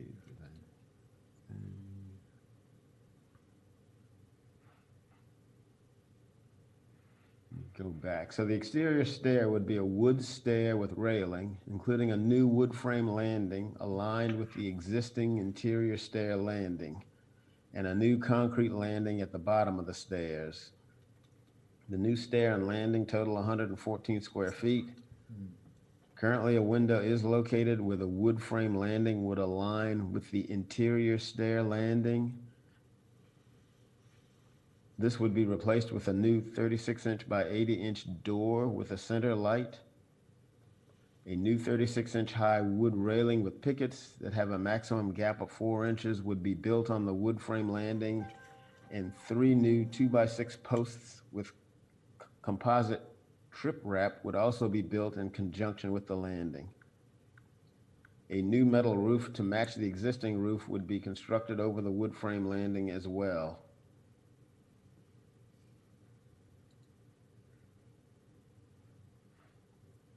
So again, the dotted lines indicate the area of the proposed work for the exterior stairs here. In this shot, you see the balcony extending from the house, and then the new dormer, and then just more elevations showing those new features. Also proposed for this project is a new 108 square foot balcony with a new dormer on the north or rear elevation. The new dormer roof would be placed over the 2 proposed new doors for the second floor bedroom. The doors would be 30-inch by 80-inch doors with lights, exiting out onto a balcony of 2x6 pressure-treated wood decking over 2x10 pressure-treated joist at 16 inches off center. A new 36-inch high wood railing with pickets that have a maximum gap of 4 inches would be built on the balcony.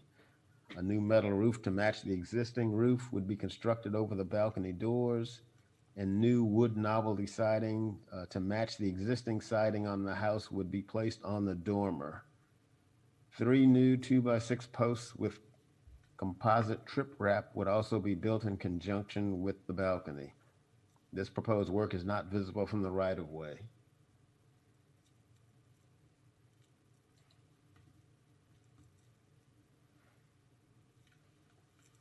Again, the balcony and dormer would not be visible from the street.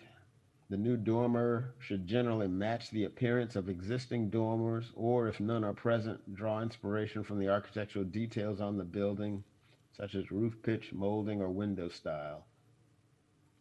Roof decks and balconies should only be added to portions of the building not visible from the right-of-way and constructed in a subordinate manner to the historic building.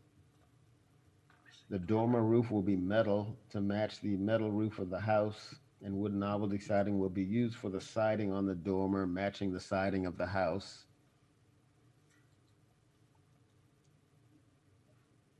The proposed exterior stair and landings will be visible from the right-of-way on the west side of the house. The project involves replacing an existing window with a door. The historic opening will still be present in the form of the door. This new door opening is less than halfway behind the front of the house, but it does not front on the street. The window that is to be replaced is smaller in size and scale to the other windows on the west elevation, since it is located adjacent to the interior stair intermediate landing and not a full-size room. The new stairway and landing will be compatible in size, scale, and material with the historic character of the house. It will be constructed in a manner that clearly distinguishes it from the historic building.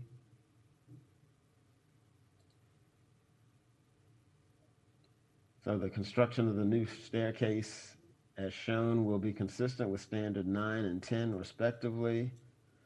Standard 9 talks about new additions or alterations shall not destroy historic materials that characterize the property. The new work shall be differentiated from the old and shall be compatible in massing, size, scale, and architectural features to protect the historic integrity of the property and its environment. And also, new additions and adjacent or related new construction shall be undertaken in such a manner that if removed in the future, the essential form and integrity of the historic property and its environment would be unimpaired. So with that, staff is recommending approval of petition HP-20-22 with the following conditions. Provide the information sheets for the proposed doors and roofing material, and notify staff of any changes during construction. I'll be happy to answer any questions that you might have. I believe the architect is in the auditorium to speak on this matter. Okay. Thank you, Mr. Simmons. Mr. Shotkin, did you have anything you wanted to add? I'm Joshua Shotkin, architect. I can answer any questions. I think it was pretty clear. He kind of went over what we were proposing to do here. This is, just to say, this is a great house. Actually, it's in immaculate shape. The owner's here, and she's really done a good job with this house. Just in the back dormer, what we're doing is there's a skylight there right now that we're going to be removing the skylight to add the dormer, and we'll match the slope and materials and all that stuff from that. And then the side, we're tying it into it's an intermediate landing for the stairs, so it's not as tall of a stair, so we're just tying it in there. One thing that's unfortunate, I had to pull it out a little farther than I wanted because there's a package AC unit in the back there that we have to keep there. There's a package unit that feeds under the house, so that's kind of why it's pulled off, but it is kind of set back from the front of the house. And I can answer any other questions. Okay. Any questions of the board or comment? I actually have one. Okay. The west elevation where the mid landing is for the door. What's your guys' plan for that door? Because we're gonna use a door that's like time appropriate to this property, right? Yeah, I was just thinking if you want me to, because I didn't show this on here, I can do like a 9-light door there. I can put the muttons in there. I was showing a single pane there now, but I can change that to, if we want to, because we do have the kind of divided light windows in the property now, so I can do that for that and the back. The only thing is, if it's not going to be true divided light, it's probably better to have single pane. Yeah, probably. It's an entrance door, not a patio door. Right. I think single light, full light doors. Without any muttons in it, is that what you prefer? Without the muttons, okay. Yeah, no that's muttons. okay. Yeah, I think so. Yeah, same. And that's really all I had to ask. That's really just my biggest concern was the door. Okay. Anybody else? Okay. Is there any public comment on this item? No, Mr. Chairman, there is nobody on the line at this time. The floor is yours. Okay. Would somebody on the board like to make a motion? I'd like to make a motion to go forward with HP 21-000-22 as is. Or was there a door comment? With staff recommendation on a door. Okay. We have a motion and a second. Is that Elizabeth Hawk seconding? Yes. Thank you.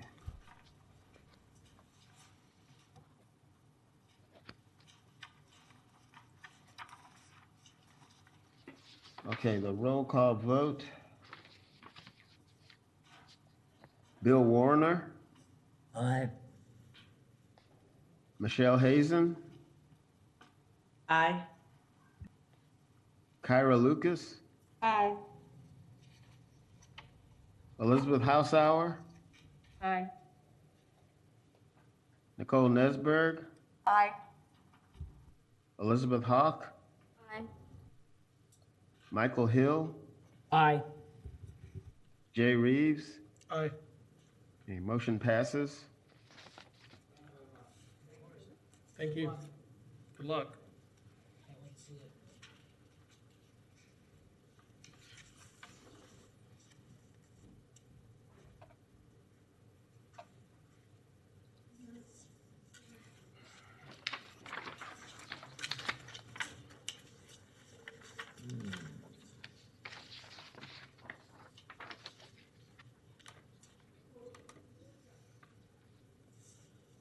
Just a moment.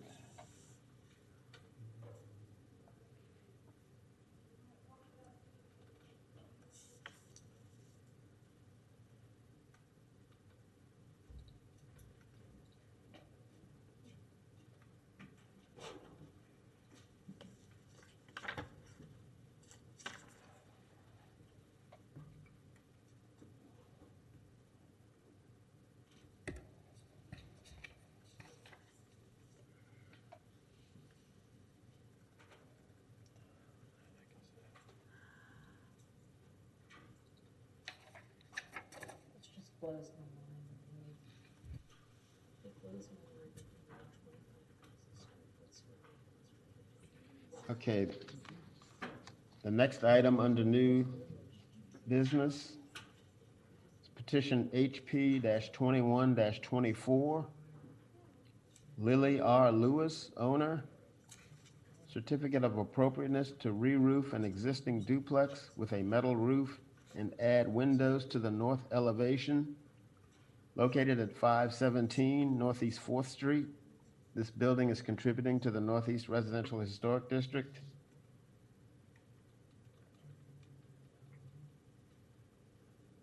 So the applicant is requesting the removal of the existing shingle roofing system and replacement with 1-inch standing seam metal roof, 26 gauge with non-painted panels and concealed fasteners over rhino underlayment. So related to this COA application is a building permit, which is a project to remodel a guest room. It involves replacement of drywall, insulation, and floor surfaces, rewiring of electrical components, and adding 2 windows on the north side elevation. So you see the property located just south of the Thomas Center on Northeast 4th Street. The zoning for this area is urban 2. It's about 0.11 acres in land area.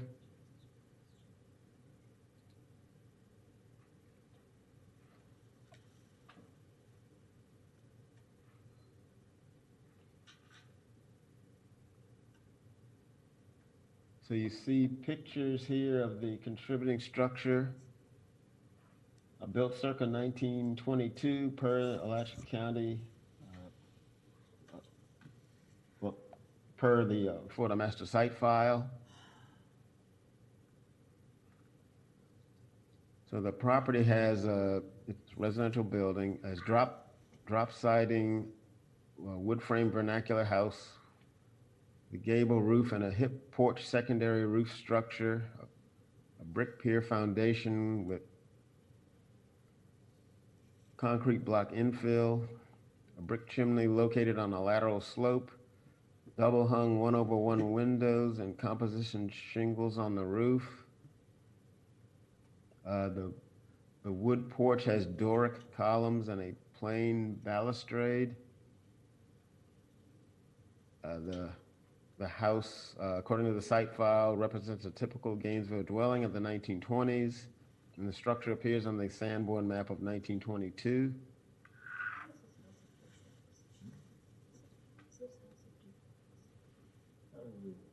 the The- attic space.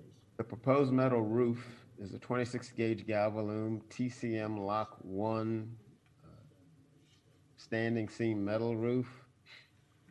The current shingle roof is leaking around the chimney flashing, causing water damage on the first and second floors of the home. Previous repairs around the flashing have been inadequate.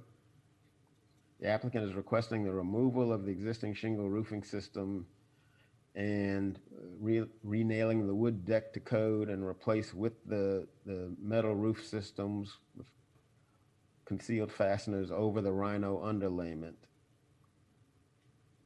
The panels will have that mill finish or silver finish. They'll be installing deck-tight plumbing, boots, and ridge ventilation and a ridge cap. And the metal roof is from Tri-County Metals. So another project associated with this, again, is the building permit, which is a remodeling of a guest room, replacing drywall, insulation, and floor surfaces, rewiring of electrical components, and adding the 2 windows on the north side elevation. So previous owners had altered a porch and converted it into a guest room. The old house elevation did have windows on this north elevation, and adding windows back to this elevation will restore a historic presence of windows on the north side of the building. The proposed 2 windows are to be placed on a visible secondary elevation, one of which is on a portion of the building which is less than halfway behind the front of the building and is highly visible from the street. That's sort of the area I was trying to highlight in the circle here. The windows that have been chosen by the applicants are the Pella R850 series double hung wood-clad windows in a size chosen to match the original windows in the back of the house. The size of the new windows allows the applicant to preserve the original porch banister that is visible in the interior of the guest room.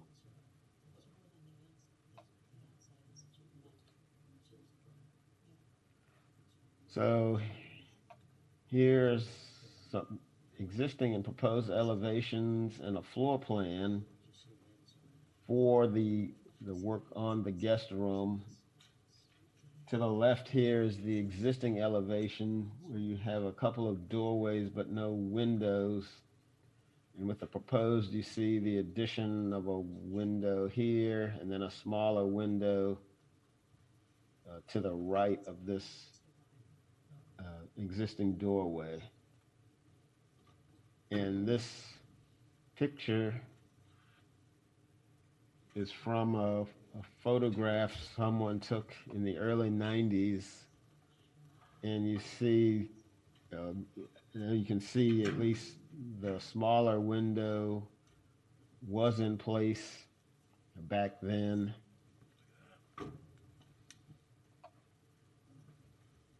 And then you see the floor plan down here in this area.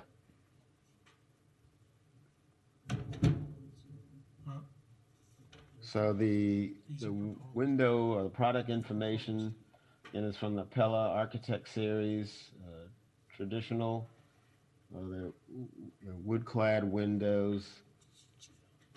And I believe the applicants have chosen the simulated divided lights for the windows they want to install.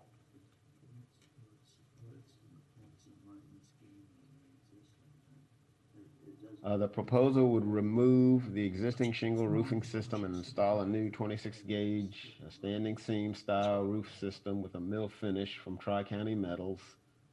The board approves metal roofing on a case-by-case basis. Recommended roofing for most buildings in the districts are standing seam and or 5V crimp, particularly standing seam in the duck pond. The proposed standing seam metal roofing is compatible with the neighborhood. And adding windows back to the north elevation will restore a historic presence of windows on the north side of the building.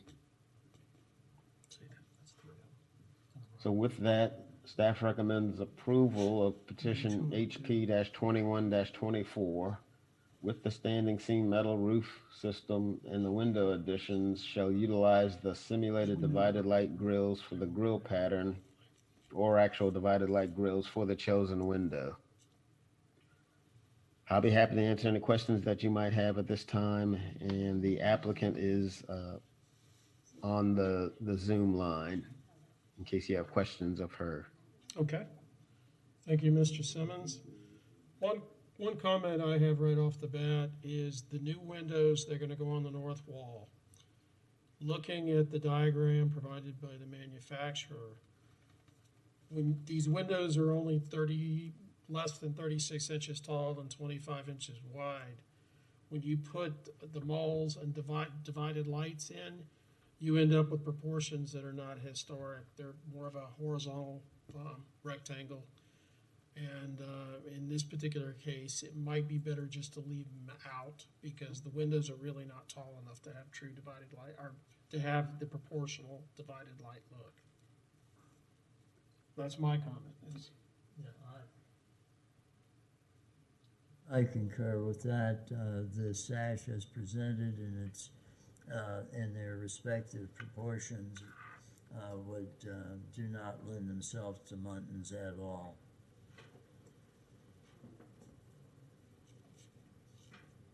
Any other comments from the board?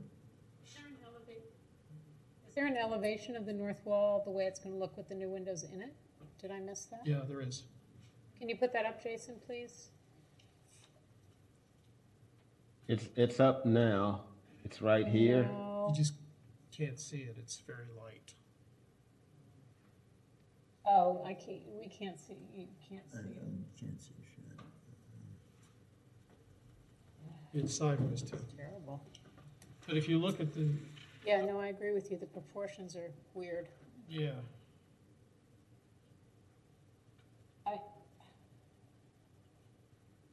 you can better see it from the small version. Is that one door already existing? Yes. Both doors are existing on the north side already? Yeah, I think so. Yes. So the window to the right of the door closest to Fourth is already there, and it's only the window toward the back that's going in? No, there's no The windows. two windows are not there at this time. Neither window is there. Correct.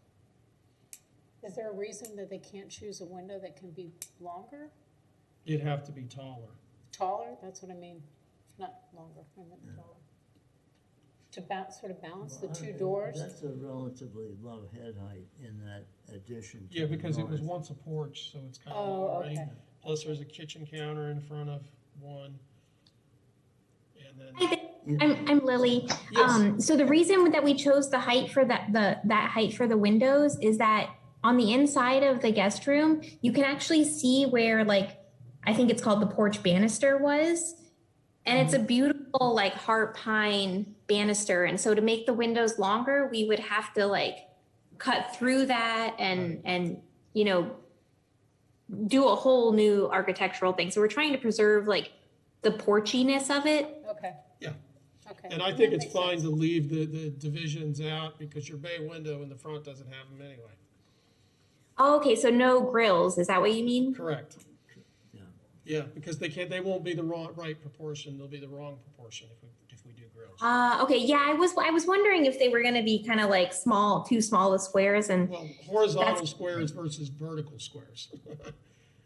yeah. Yeah, so it's Okay, better got it. just to leave them out.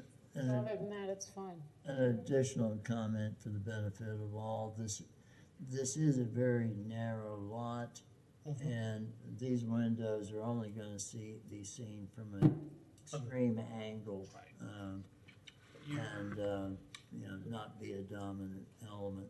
So I would agree with that. And we're okay with the roof on the street? Okay, somebody, well, let's see. Public comment? No, Mr. Chair, at this time, there is nobody on the line. The floor is yours. Thank you. Okay, would somebody like to make a motion? I'll make a motion. Go for it, Liz, you're on a roll tonight. I am. It's the most motions I've ever done. You just, I you're make a talking. motion to adopt HP 21-00024 as stated, with the exception of the muttons in the windows. No muttons. Muntins. I'm hungry. No mutton. I second. This is Sorry, who Nicole. was the seconder? Nicole. Thank you.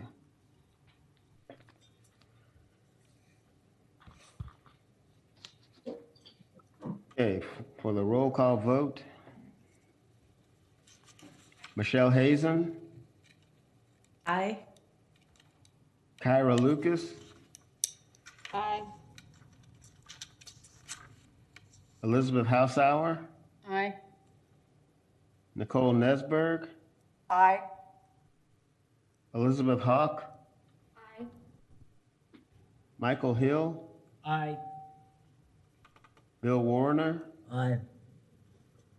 Jay Reeves. Aye. Motion passes. Thank you, Mr. Simmons.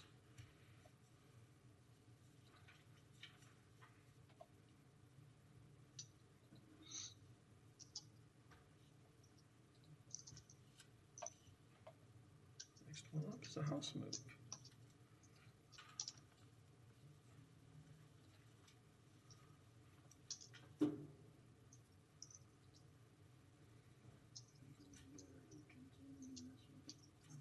Okay, in just a moment. I bring up several of these. Probably will.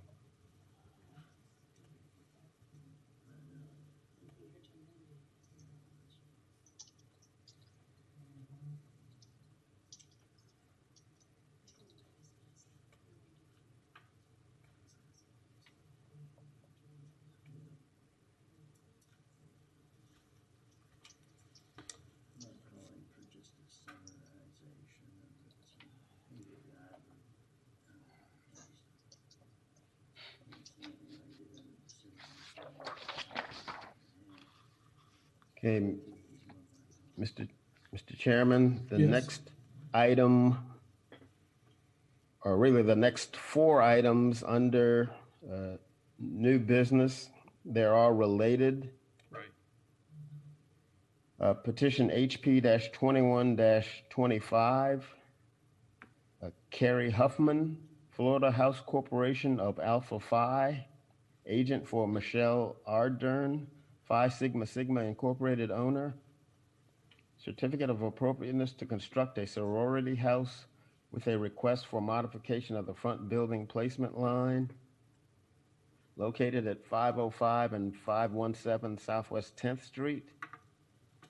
This building will be a non-contributing structure to the University Heights Historic District South, related to petitions HP 21-26, HP 21-27, and HP 21-28.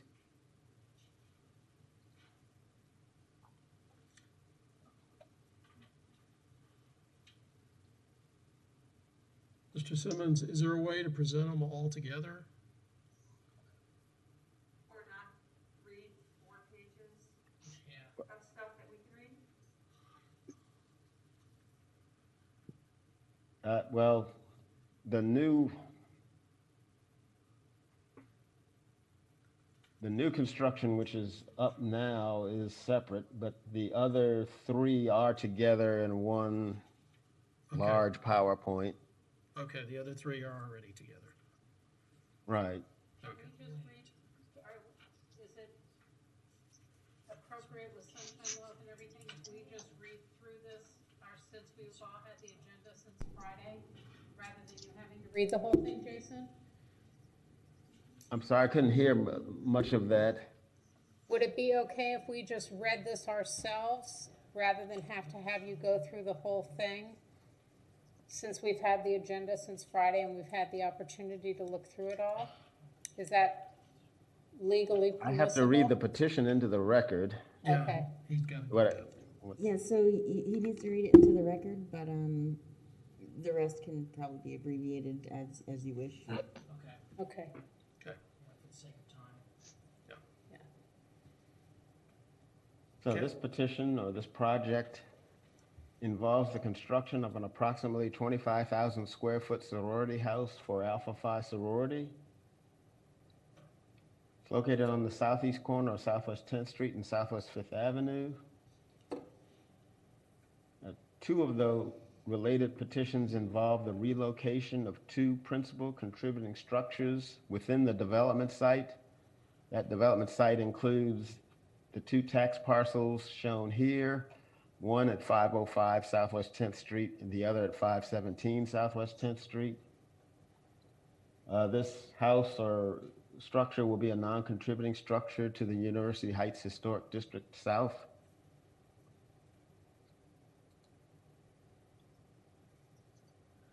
So you see the properties highlighted there in yellow. The zoning is urban 5. These acreage for both properties combined is approximately 0.70 acres in land area.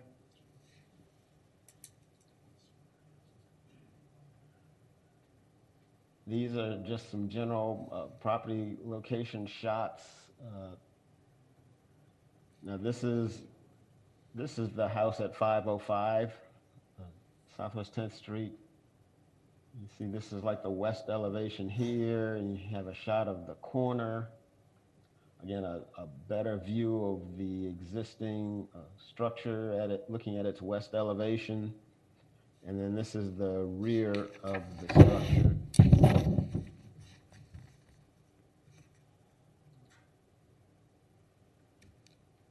Here are some additional property location shots in the adjacent areas. It's within that Southwest 10th Street, Southwest 5th Avenue area.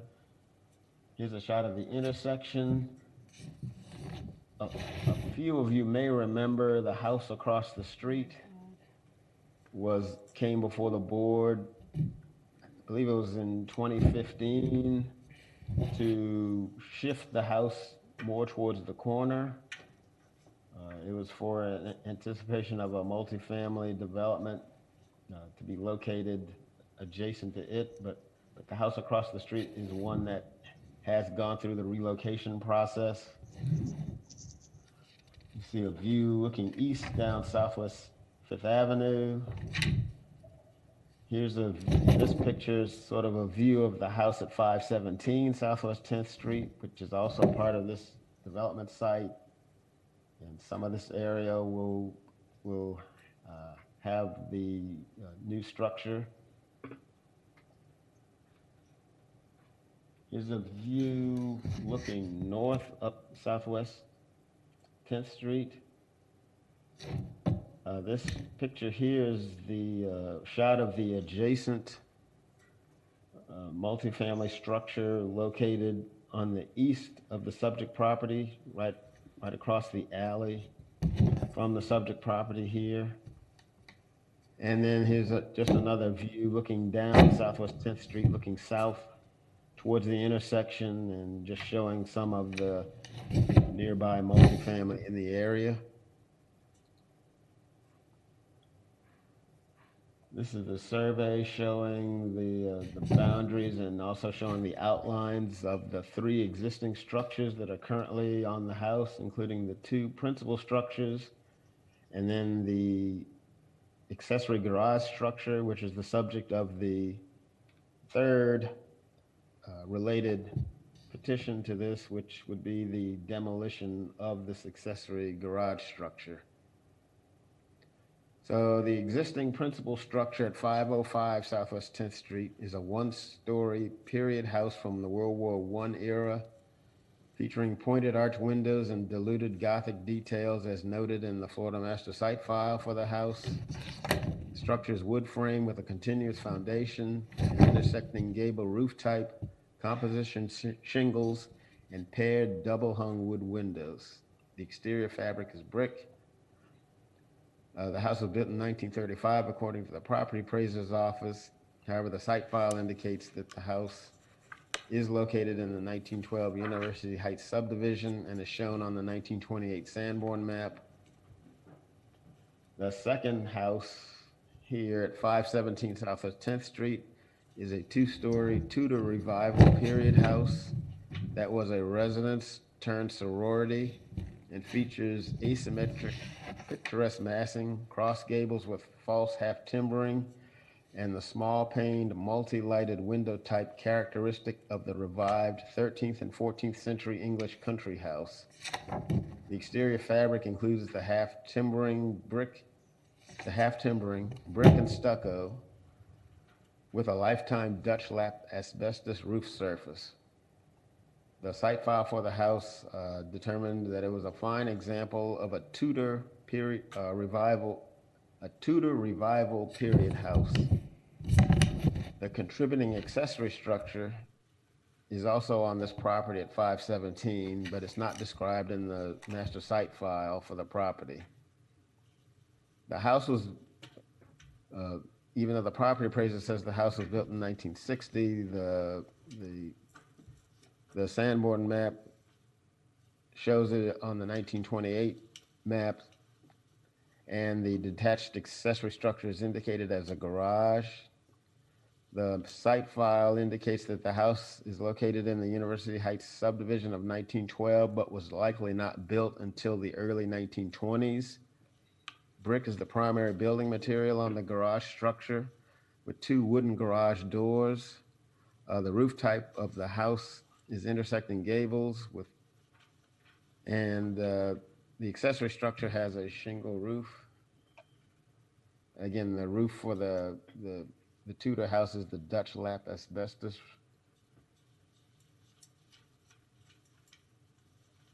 So here's the concept site and parking plan for the overall development site.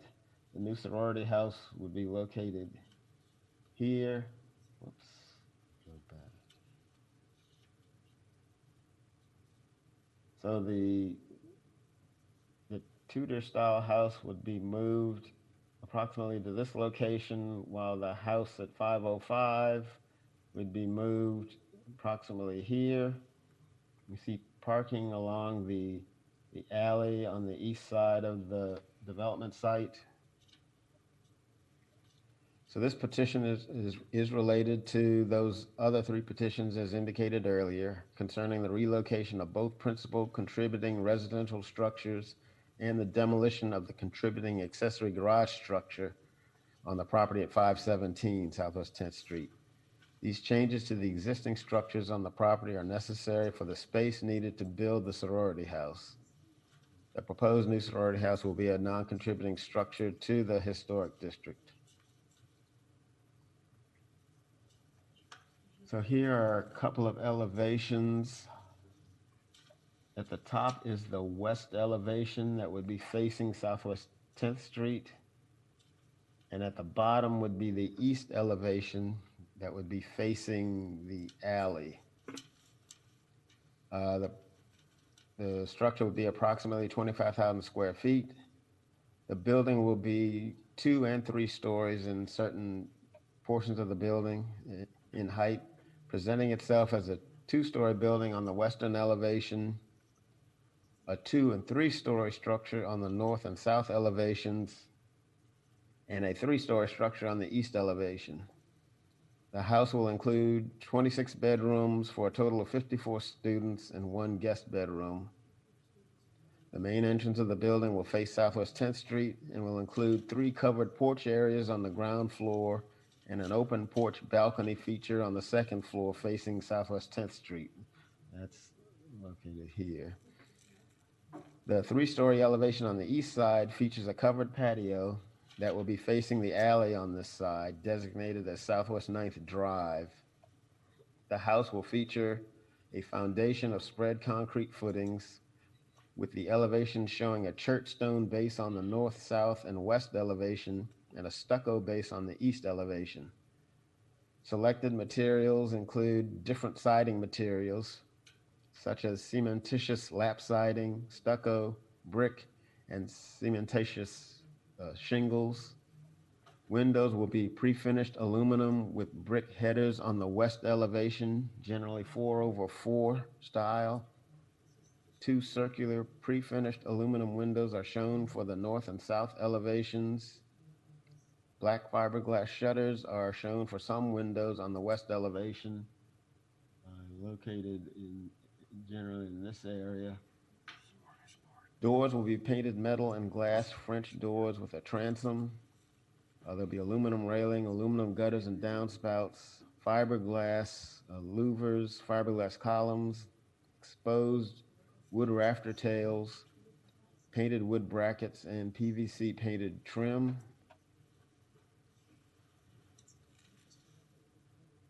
The proposal shows the new building with a 2-story height along both street frontages that it is adjacent to, and a 3-story height along the eastern property line adjacent to the 2-story apartment building that is a contributing structure at 931 Southwest 5th Avenue.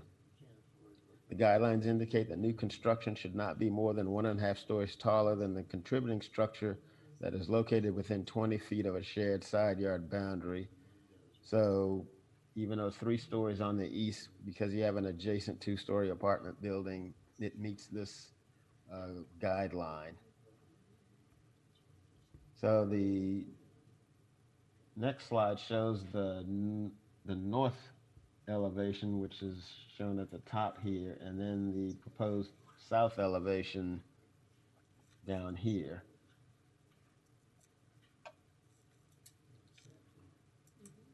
So here we have a couple of renderings. One is the street face, which is the west elevation facing southwest 10th Street. And then in the right-hand corner is the rendering of the north elevation, which would be facing southwest 5th Avenue.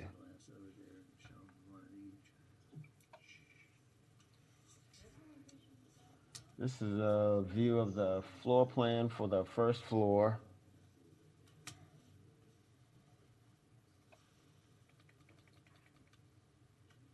And included in this is what's called a tree protection plan.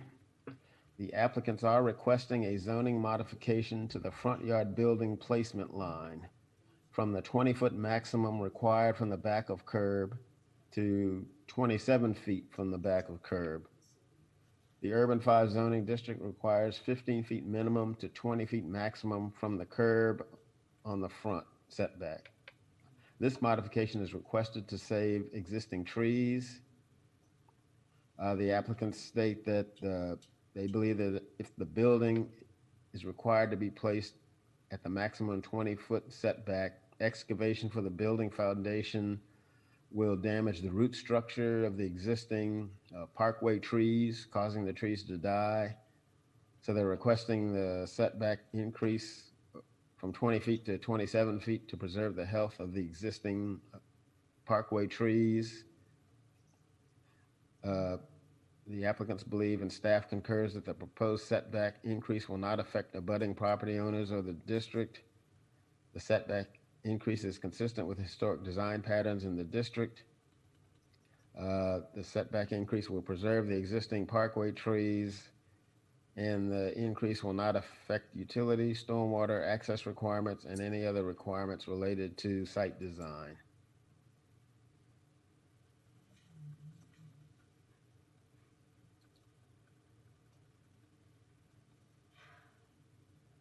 So with that,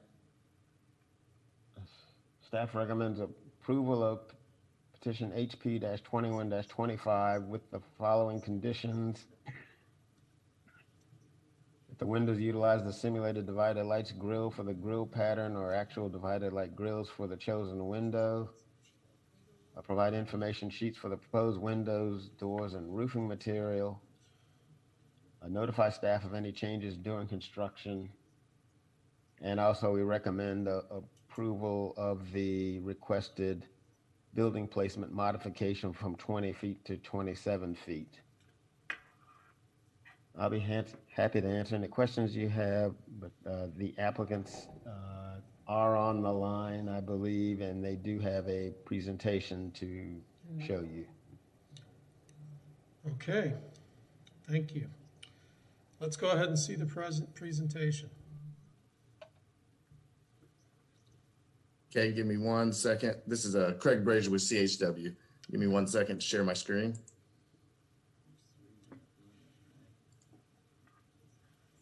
Hopefully you are seeing it now. Oh, now? Now. Okay. Yes, I understand you've had a long agenda, so I'll keep it moving and try to be as brief as possible. But in addition to myself, we have a few other members of our project team who are both in the chambers there with you and on the Zoom meeting to provide you with some information during the presentation and also answer any questions that you might have. Okay.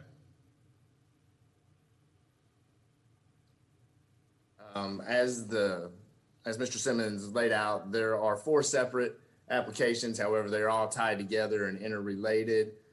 2 of them are to maintain and protect and relocate the primary contributing structures on site and keep them on site.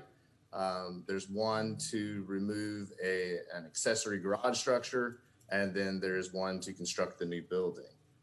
The idea here is to put additional student housing in an area close to the University of Florida and in a neighborhood and in a part of town that it's predominantly student housing already and in a manner that is consistent with the historical guidelines and with surrounding development.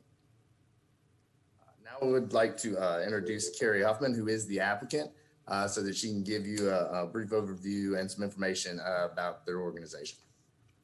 Thanks, Craig. Hello, everyone. My name is Carrie Huffman. I'm the Director of Collegiate Housing at Alpha Phi International, and I'm also the lead working on this project with our awesome Gainesville team. Just to give you a little bit of background about Alpha Phi, we're an international women's sorority. We do call ourselves Alpha Phi International Fraternity because when we were founded in 1872, the word sorority was not coined yet. So we still use that today, but we are a women's sorority organization.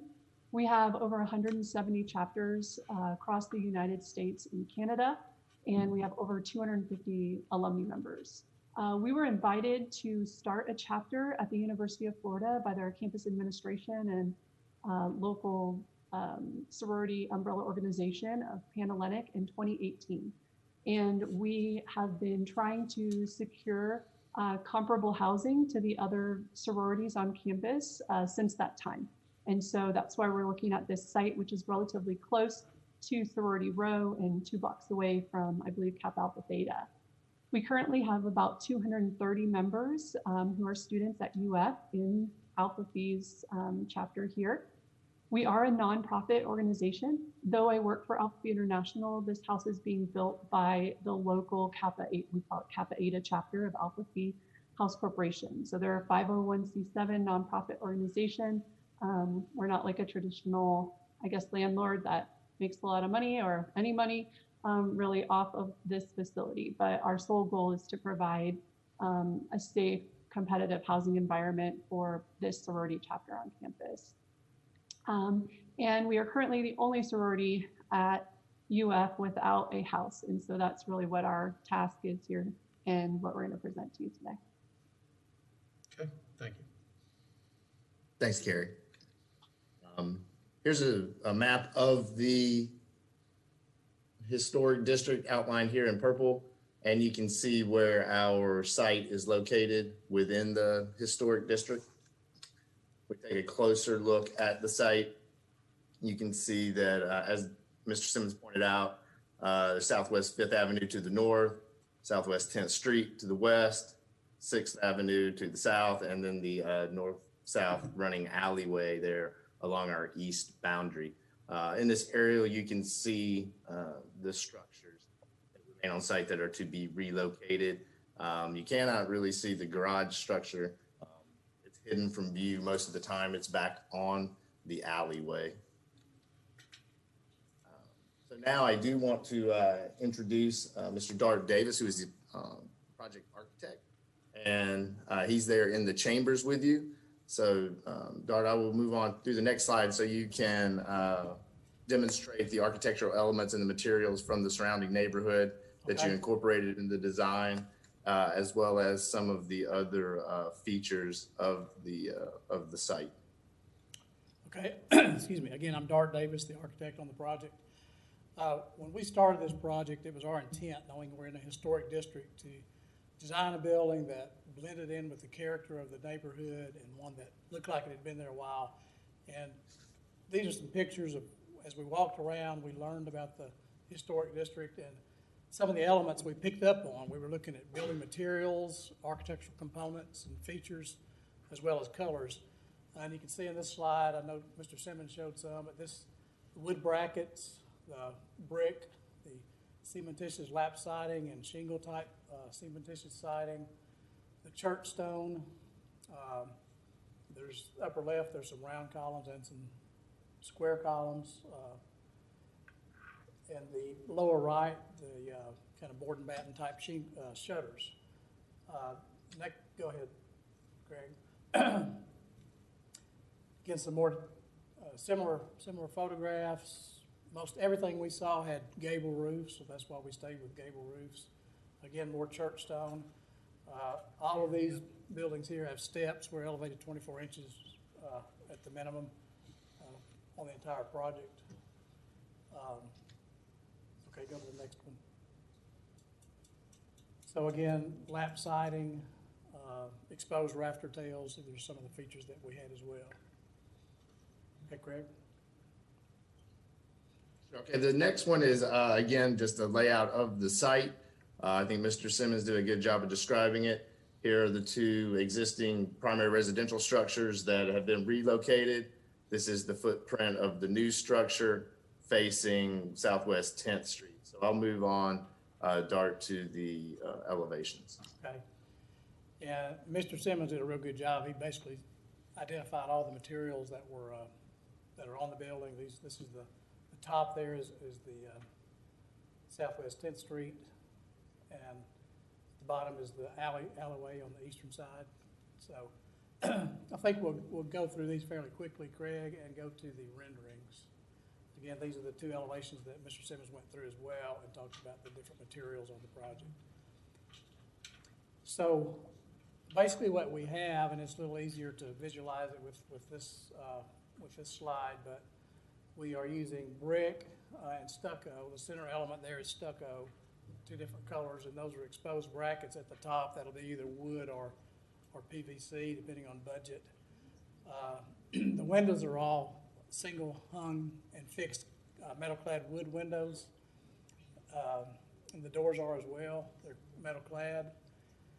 And you can see on the gables on the left and right, those are exposed rafter tails there. Again, there's a lot of that in the historic district as well. May I ask you a question? Yes, absolutely. No problem. I'm confused by your roof line because in the elevation on the previous slide, if we can go back one, two, why am I seeing the roof line behind the center gable there, but there's nothing in your rendering? Yeah. It appears that the gable is much larger in the rendering than in that elevation. The gables on the back or on the side, on the front? On the more predominant, the west elevation, I guess it is. Right, now if you go to your actual rendering, the roof line's completely different. Well, it's of course. Is it just the perspective? It's the perspective, Okay, I think, is what you're looking all right, I was at. concerned about that because it implies that that gable is. That's right. I think it's the perspective. I think it's the perspective view because you're kind of partway down. It's not, right? I mean, the gable's huge on that. Yeah, that's Well, the rendering was, we did from the drawings. You did? So Okay. they should be the same, but. Just keeping you on your toes. Okay, and we'll take Right. another look at that to make sure we're right on that. So like the circle windows, the circles are half circles in the drawing, for example, but then I get what you're getting at with the whole middle section. Yeah, it looks much, I much can't imagine larger. It's just an angle thing. It is. Can we go back to the elevation again? Why did this? See? Well, I guess not. No. Look how big the gable is there. Wow. Yeah, the roof line looks like it goes to the peak It of the really looks gable, though. tall on a straight on elevation, you're right. Okay. When you're looking up at it, it's gonna. Yeah. Okay, as long as this is what you're actually proposing and That's right. not, okay. Right. I just wanted to make sure, back on the rendering, that we've identified, just in listening to some of the other presentations, the things that are important, the windows, the elevated building off the grade. The casings around the windows would be, again, a 5/4 hardy board type trim on where we have lap siding, and it'll be a metal clad, like a brick mold on the windows that are in the brick. And where's your chart? On the front of the building, it's basically a base around the building. I think it may show up better maybe on the elevations because of the planning, but the columns, they're basically sitting on a chert base. Oh, okay. At So there's no siding on the building? No, we don't have any siding on the building.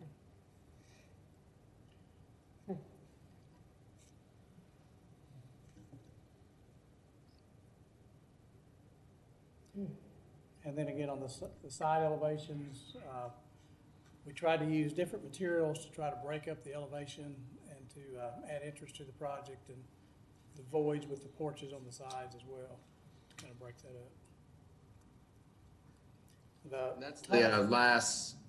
That's the last slide for the new structure portion of our presentation. So we can revert back to any of that for questions or whatever the board wishes. Finish the presentation, then we'll have questions. So you want us to go on and talk about the relocations as well? Yes, that's fine. Okay. So here is a map of the city's historic district and the contributing structures. So as you can see, the 3 contributing structures on this site, which we've showed you, the 2 primary residential will be relocated, and the 1 accessory garage will be removed.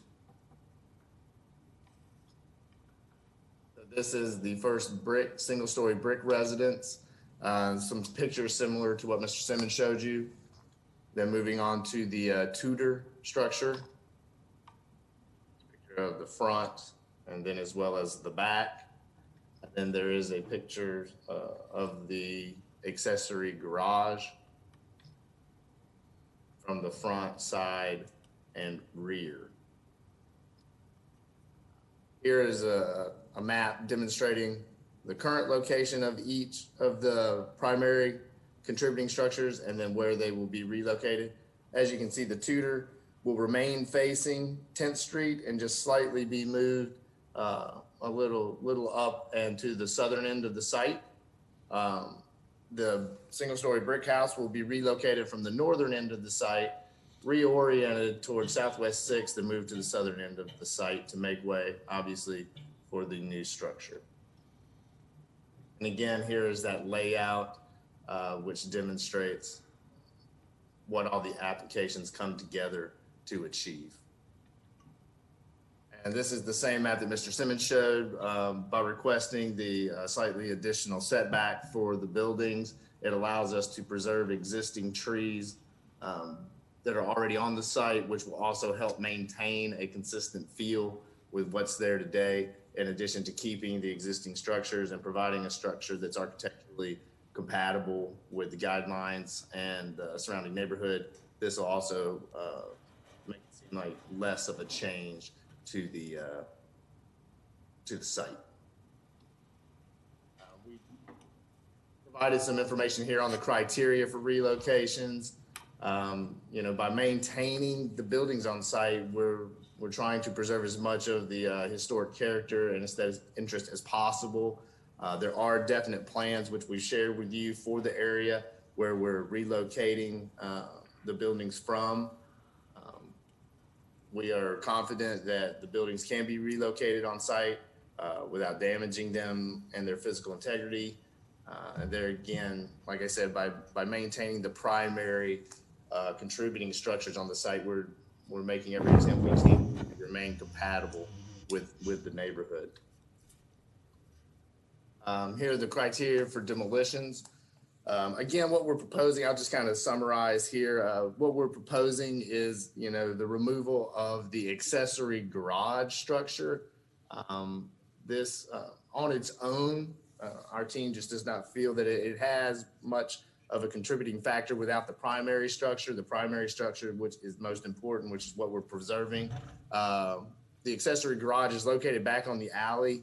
You don't even really know it's there unless you're approaching the site on the alley. Therefore, its removal will not be reducing the historic character of the neighborhood when you're on the street or on the sidewalk by any ways. We did reach out to some folks to see if they were interested in taking the building. We had people come look at it. None of them have gotten back with us to express interest in taking it. I believe Mr. Dart would also let you know that if there is any valuable or usable materials there, we will make every attempt to preserve those materials from that garage and reincorporate them somewhere else in the site. But with that, that's kind of a brief overview of our applications to relocate the two primary structures and remove the accessory garage. And now myself or Mr. Davis or any of the other members of our team who are here would be more than happy to answer any questions. All right, thank you. Questions of the board or comments? My comments include that I support the relocation of the two residential structures. I support the demolition of the garage. In regard to the new structure, I think it's very desirable to be using materials that we have approved on different projects in that area.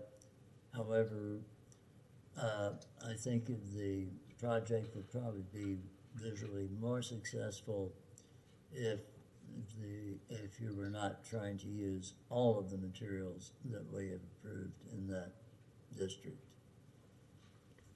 Okay. Elizabeth? I just want to say I also support and appreciate you relocating those historic homes and trying to find a purpose for them. I think the sorority sisters will be very happy with their new house whenever it's finally constructed. My only concern about the demolition was saving some of the materials, but I see it's noted in here that you all plan on doing that, so I pretty much support this. Okay. I would have to say I agree with Bill in terms of the materials. I feel like it's sort of every material possible. I'm assuming that you would be matching the brick on the new structure to the brick on the Tudor and the other building that's being relocated? Okay, as close as you can come. Okay. The shutters are a little bit of a problem for me because they're not actually proportional, and we need to check the windows. Are the windows aluminum? Yeah,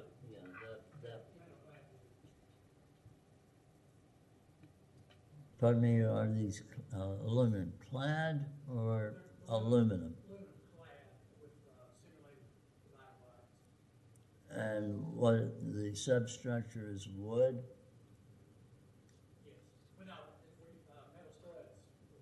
No. The windows, are they wood windows that are metal clad? Okay, all right, thank you. Okay. It's just that it's hard to make a big, beautiful building of that scale and have it fit in a historic neighborhood when all the materials are, cement board, vinyl, the columns. I mean, if we could work on some things that might be a little bit more to maintain, but have a little bit more of the historic feel and be more appropriate to the history of the neighborhood, I guess. And I don't know if that's possible, but. Okay. Yeah, I think this would definitely have to be a little bit more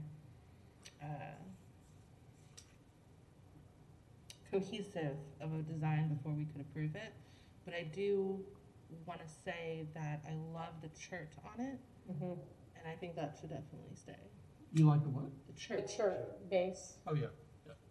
Yeah, that fits the neighborhood. Yeah, the church is awesome, but it definitely needs to be more cohesive for any decision, I think, by the board to be satisfactory.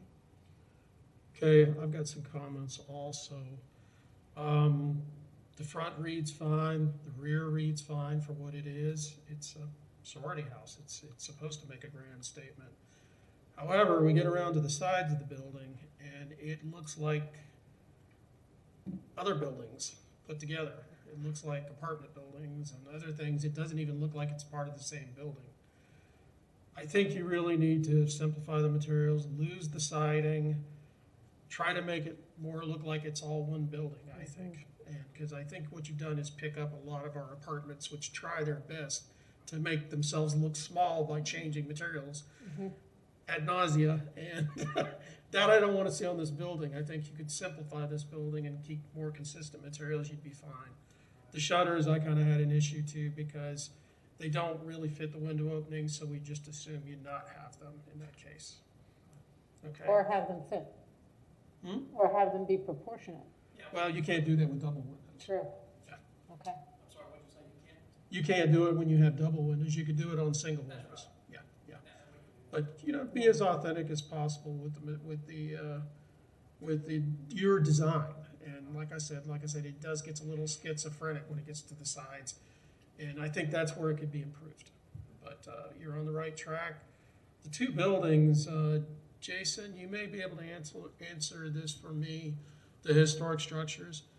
I realize they're getting moved and they're kind of getting pushed down to the end of the site because they have to be. But how close are we to the sidewalk with both those buildings?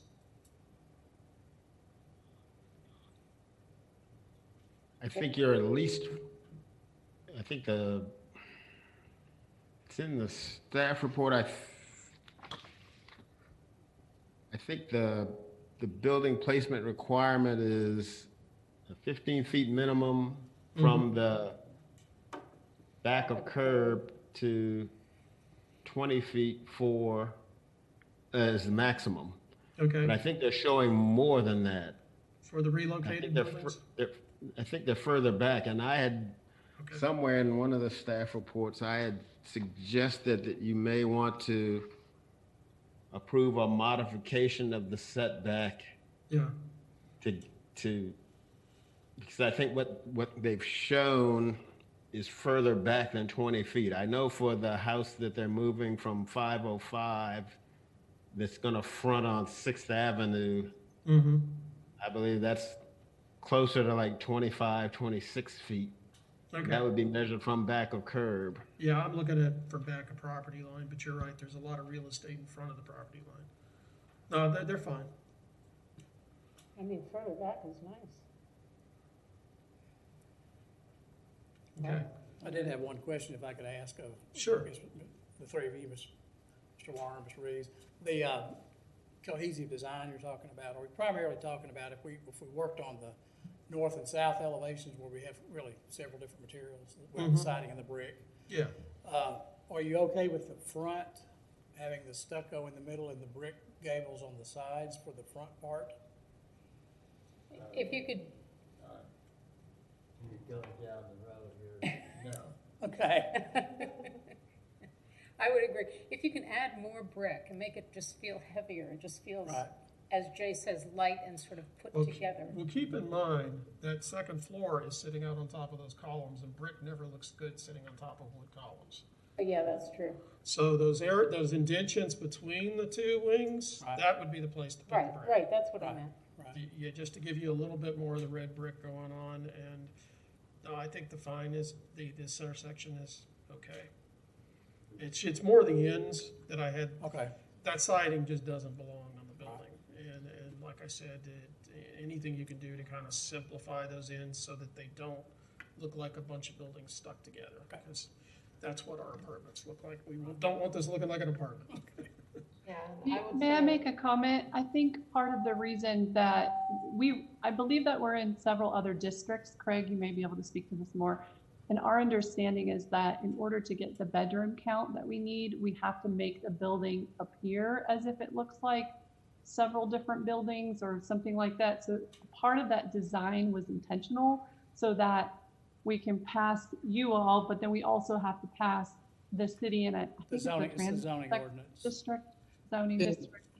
In the in the historic district, there are some compatibility requirements, and part of that is, you know, avoiding the appearance of one monolithic facade. And so the facade is broken down to resemble some similar scale buildings. Well, that's really written for like apartment blocks and buildings like that, which this is not. This is like a university building is the way I look at it. So, and we can, you know, we just want to make sure that we're walking the line that that planning staff can support as well. Well, let me reinforce that this is not a 150-unit apartment complex, and yet you're trying to make it look like several different things. Again, I commend you on your sensitivity to details and materials in the area. However, this is a building, not a series of apartments. Right. And to me, in some respects, the back of it looks more appropriate than the front. Right. That it just needs to be simplified, unified, and, you know, pick a theme. Right. And go with it. And I was going to say, yeah, the University Heights is unique in that because the area is so full of large apartment buildings that are trying to relate to the smaller structures. Right. That's where a lot of the planning and zoning language comes from. But keep in mind, Craig, I was going to tell you is that the historic board's criteria trumps planning and zoning. So in this case, that's the direction we're giving you. Well, that's really what we were leaning towards. Understood. Had to look And that's what we needed. You know, that's what we needed on the record. So now that we have that up until this moment. Well, not always, but in this case. Well, that's been something we've been struggling with because we had a cohesive design. I understand where those guidelines breaking it come up from. later when we found out it had to look like a minimum of 2 buildings. Well, but the way it's designed, it needed to be 3 buildings. Yeah, your first idea was probably better. She's got something for us. Yes, I just wanted to add, this is Brittany McMullen for the record. We did meet with Andrew on this up front because they had this question, and he did provide direction that it needs to look like smaller buildings. So just to let you know, that's why they came in with it like this. Okay. Well, I think looking like relating to the smaller buildings is a good thing as long as you're relating to the historic ones. What I'm seeing on the end is it's relating to the apartment buildings, which is not what we want. Because once again, this is a large structure. We're not trying to make it look like a set of row houses because it's not. And that's, if you take the guidelines literally, that's what happens. And that's why I say this is the direction the board is giving on this specific project. Just wanted to let you know that, Matt. Yeah, no, good. I appreciate you letting me know. And correct me if I'm wrong, but because there are already existing contributing structures on the property, if you were to try to look like the smaller buildings in the area, would you not want them to look closer to the contributing structures on the property? You can take your cues, but you know those 2 styles are English. They're really odd. Already odd. They're not the rule in the area, and like I said, and you are in the university context, broader district. So that's why I say I think the roof line breaks it up. I think. Yeah. There's enough going on already without manipulating the surface. Like I mean, it's not like you're building a big square brick block, which is what they're trying to avoid. And this is it's like we talked about, it's like a university building. It is by nature a large singular building, not a cluster of buildings. Well, again, that's why you see the stucco center gable, the 2 brick wings. To break it up. Now, if we return that brick down the north and south, it seems like that may I think that's what be satisfactory. I think that'll be enough to really kind of make it. Are we okay with leaving the siding on the back? You know, we do have some budget stuff. I know. Well, the alley is back there. So. It's an alley and across the street, so. Yeah, it's an understandable use of material. Okay. Yeah, I think that's less of an issue as the side streets are more an issue because you see the building from the corners is my concern. That's exactly right. That's why we showed that view. You're going to see it northbound, you'll see it southbound as a cohesive building. Right. And the very, very few that will ever perceive this from the rear. Right. Correct.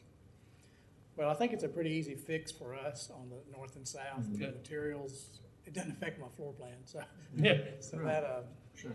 yeah, that's something we can, In the recessed part of the wings, you can get some more. oh, yeah, okay, right. Right? Okay, Okay. Thank you. thank you. Thank you.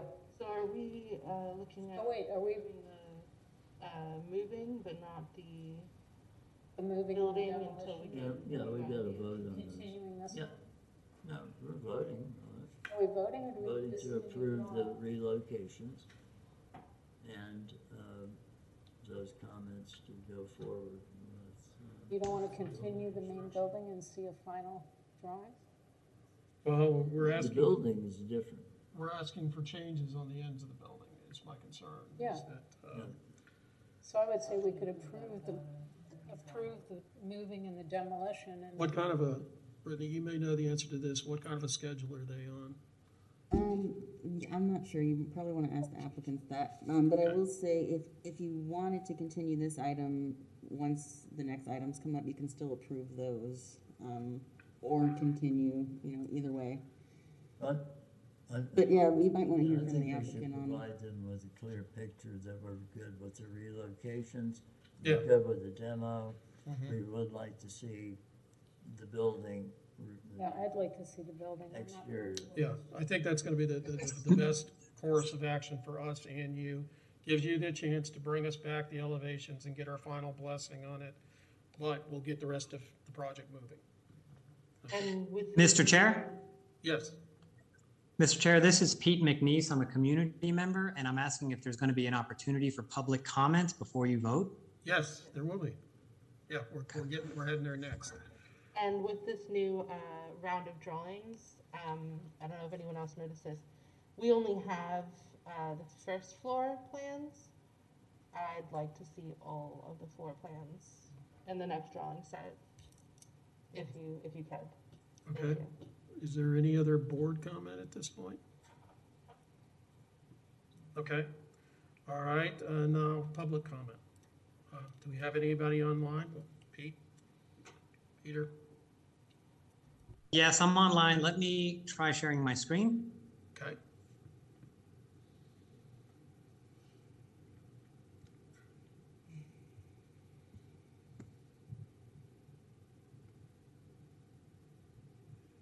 Okay, can everyone see that? Mm-hmm. Okay, well, good evening, Mr. Chair and the Historic Preservation Board members.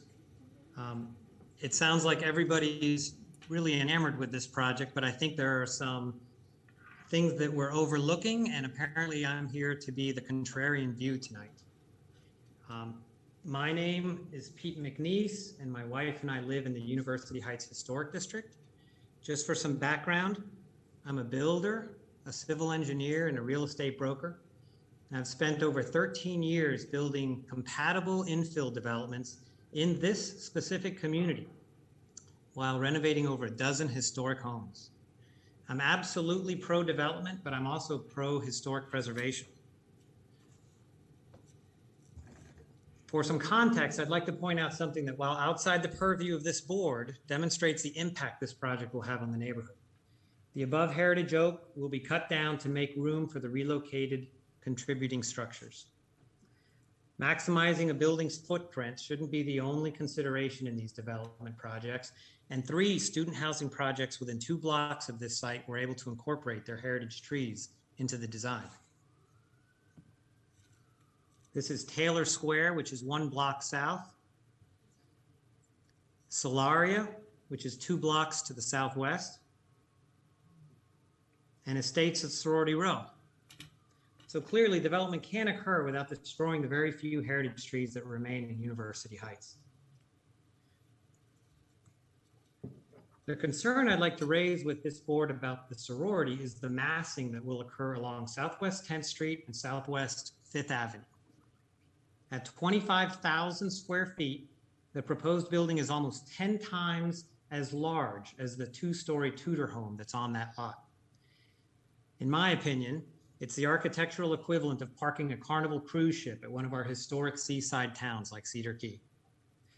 These are the 3 most recent sororities built in the area, all of which are just outside of the historic district, by the way, and the house that was referenced that's 2 blocks south of this proposed site is also outside of the historic district. This style of architecture, while appropriate on Sorority Row or when clustered with other Greek houses, is great. It's antithetical to preserving the historic nature of Unity Heights when inside a historic district. The proposed sorority is described as 2 stories along Southwest 10th Street, but as one of the members pointed out earlier, its massive gable end facing Southwest 10th towers 3 stories above ground level. Even the rendering that they showed was from an elevated position, so on street level, it will look even more massive. The historic preservation guidelines state that the built environment for the new site should be similar to the old one, including height, materials, and architectural details. All 3 contributing structures on this site are made entirely of brick. Across the street, the homes are constructed of chert completely or of chert with brick coining. This proposed building uses only a token amount of chert, which some of your board members couldn't even find on the rendering. And the emphasis is on stucco, which is a material that's not present in the immediate vicinity of this lot. And on a final note, while I understand the history of Greek culture and the Greek columns that are so symbolic of sorority houses, their presence is incompatible to the historic character of this community. There are no other Greek columns anywhere in the University Heights Historic District. I had prepared comments based on this being presented in separate agenda items as it was originally listed. So let me share my screen again and show you another concern that I'd like to share.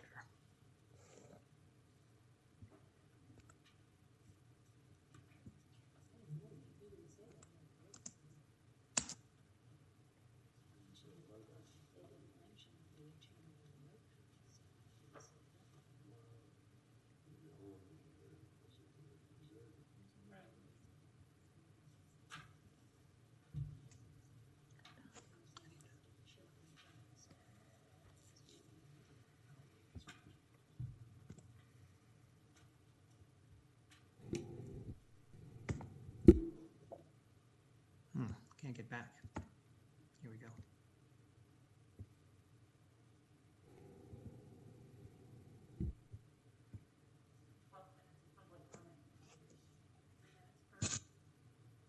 Okay, I wanted to make a few comments about the demolition of the contributing structure. Excuse me, sir, I did want to let you know, typically we limit public comments to 3 minutes. We will be reading the next items into the record, and there will be a chance for discussion on those as well. Well, let me ask about that because there were 4 separate agenda items, so I would assume that I would have had the opportunity to comment on each of them. Yes, you will.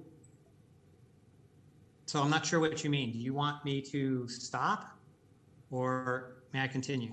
What I'm saying is if you would like to comment on the other agenda items, that will come next. So I would say save your presentation for the next items. Okay. Thank you.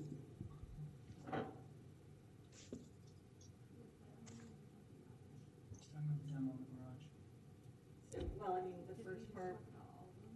And the moving of the houses. So every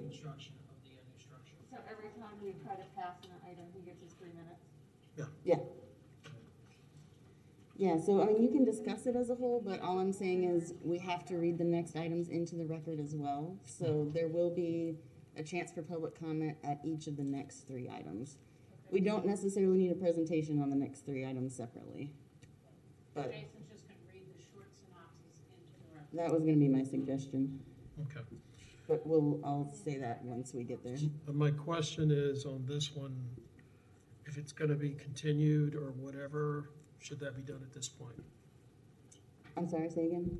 If we're gonna continue this item or whatever course of action we take on this building, we should go ahead and do that before we move to the next presentation. Yes, yes. Okay.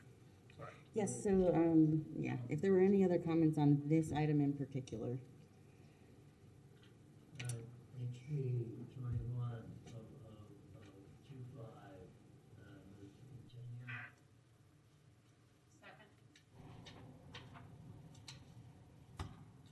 Mr. Simmons, are you gonna roll call that? Okay, I didn't hear who was the motioner? Bill made a motion to continue, and Elizabeth Hausauer seconded it. Okay, and that's to continue. And can I ask a question? Yes. Michelle Hazen? Yes. So I think my thought is that it would be interesting because I think that Mr. McNeese, who was presenting, brought up some interesting points about this. And I know we had talked about continuing it, considering we wrapped this all in. Well, one, I don't recall a history where we've allowed, demolitions or moving of buildings unless we have a solid plan of what's going in its place. Isn't that correct? Correct. So, I mean, if we're continuing this, then we also, does that mean we're going to be continuing the moving of the buildings as well? That makes sense, Michelle. Yeah, we need to continue it all. Yeah, I would say so. Thank you, Michelle. So with that in mind, if we're, reading all this into the record, I just, we've got several items we're going to, however everybody wants to organize it. I just think it's going to be difficult for us to approve, deny, at this point in time. So I just wonder if it's worthwhile, since we do have these other items and Mr. McNeese prepared comments for all of the items, whether it's worth letting him continue. That gives us a better picture of the whole of public comment. But aren't you saying that technically we have to read each one into the record first and then get public comment? Yes, that's. Yeah, I think it's That's a the protocol procedure thing, we have Michelle. to do. Okay. And. I mean, but I think voting on a continuance is interesting because we're not. Well, we'd still have to vote to continue this, and then we would vote to continue the other items as well. We still have to vote on them individually, is what I'm understanding. So we'd still need to continue this. Motion and a second on the floor to continue. I just think my concern is that a continuance oftentimes means that we're asking them to come back with changes and we're improving it. And I'm not sure that we've had a vote or anyway, I don't know if there's any more public comment or what the relevance is. But I just want to make sure I'm understanding the order of things. Well, we've read it into record, we've heard it, we've talked about it, we've asked for changes, and that's why we're continuing it at this point. Yeah, I guess my concern is that I think knowing that neighborhood, I think the public, Mr. McNeese brought up some good points. I mean, we really do not see the massing in that neighborhood, and I've heard board comments about looking at not wanting it to look like various buildings, but the massing I certainly think is a valid point, along with some of the architectural details that we've all talked about already. I just want to understand the process, though, if we're continuing it. That massing is something that I think is really relevant, and that continuance just makes me feel like we are all approving or looking to approve, and I just certainly wouldn't want, until this project has approval, to move forward with any demolitions or movement of those buildings until we have a solid plan in place. Yeah, that's a valid point. Well, that's what we're doing. Yep. Okay, we're in the middle of a vote now for a continuance, so. Jason, if you will go ahead and roll call. Okay, thank you, Mr. Chairman. Roll call vote. Kyra Lucas, Out of the room. Elizabeth Hausauer, Aye.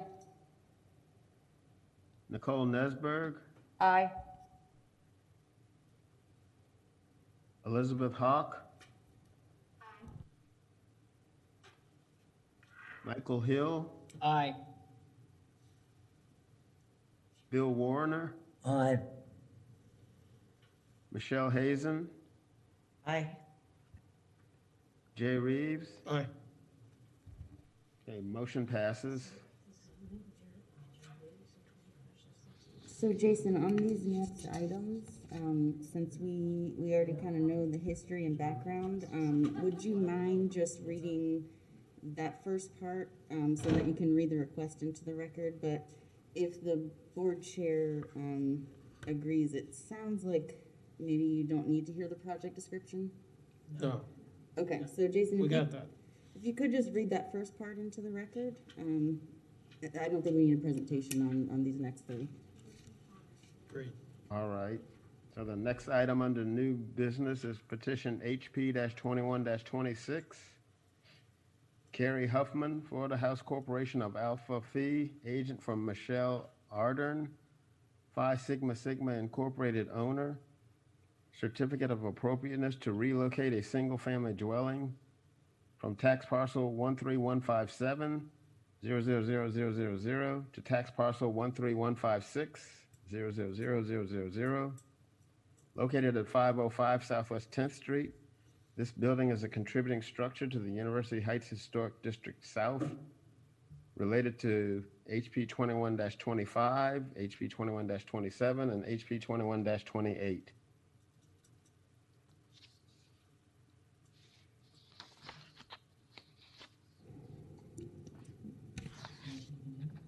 Yeah, Well, public comment.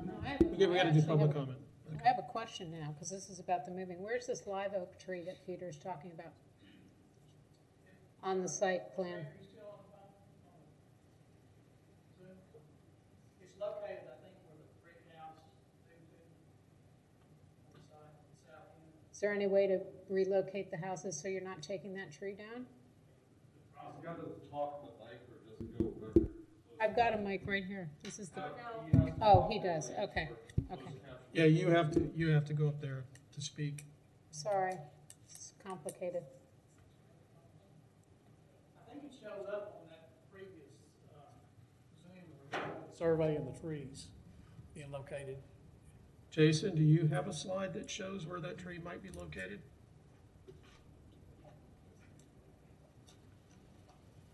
Well, hold on a second. We have it on our computer screens, but it's so small we can't really see. Well, I guess we can see. Craig, I think one of your slides we could just show with an arrow where it is.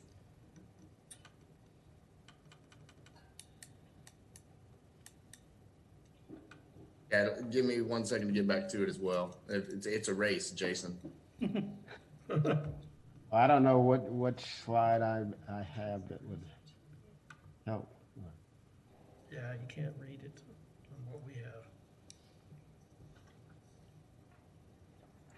Well, on the one we have, all the trees that are listed, none of them are that tree. Yeah, I'm almost there. Hopefully that got us there. Looks like it. Okay. This one right there. Oh, look, there's I'll a go blue further thing up. that says live oak, and it's got a tiny little thing there. It's not that Around the oak. house. These are not that oak. Oh, that's not,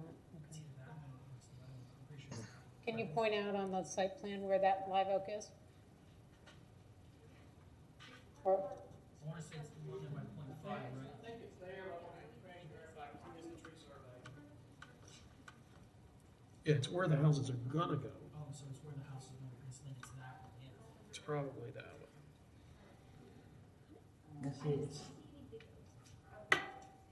Well, that's the thing, it wasn't notified.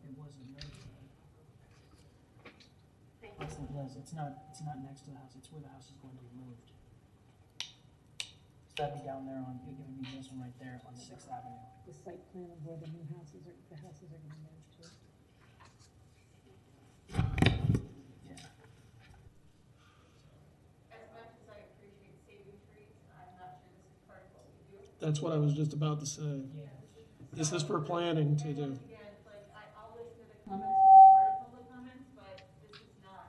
We don't base our decisions on We trees. can't save the tree. Well, once again, we can have public citizens do something about it, but our historic preservation board do the same. It's not part of our guidelines, no. No, so we can't say that a building can't be moved. Yeah. Would it not technically fall under the purview of the setting, which we could control? No, we never take into account trees. No. Never. That gets into I think that this is a question for the tree board. It's also a planning issue. Right, so. Well, it's a big crying shame. Can we get to the point of public comment where we start listening? Yeah, I guess we are. Okay, there's no other comments, right? No. Okay. Okay, can we have public comment on the moving of the house? Mr. Chair, this is Craig. Before you move on, Yes. I did just want to make a couple comments here for the record. It's our previous presentation, since it did include information regarding this item, I would like to put that into the record for this item as well. And I would like to offer the recommendation that if you so choose to move forward with and approve these next three, you could make it conditional. Make one of your conditions of approval is that the previous item be approved as well. So that way we can move these forward if you so choose, and then just come back with the building next time, because these would be approved based on the condition of approval for that one. Thank you. It's the same thing. Okay, all right. Respectfully, Craig, there's no difference between continuing all four and making the other three conditional on the first. Yeah, same thing. I understand what you're saying, but in reality, there's no difference between the two. Yeah, understood. I was just thinking in the matter of time on the next go round, we'd have one item and not four. That's all right. All right, any public comment on this item? No, Mr. Chair, there is nobody on the line at this time. Perfect, thank you. Mr. Chair, Pete McNeese would like to make some comments. Okay, Pete.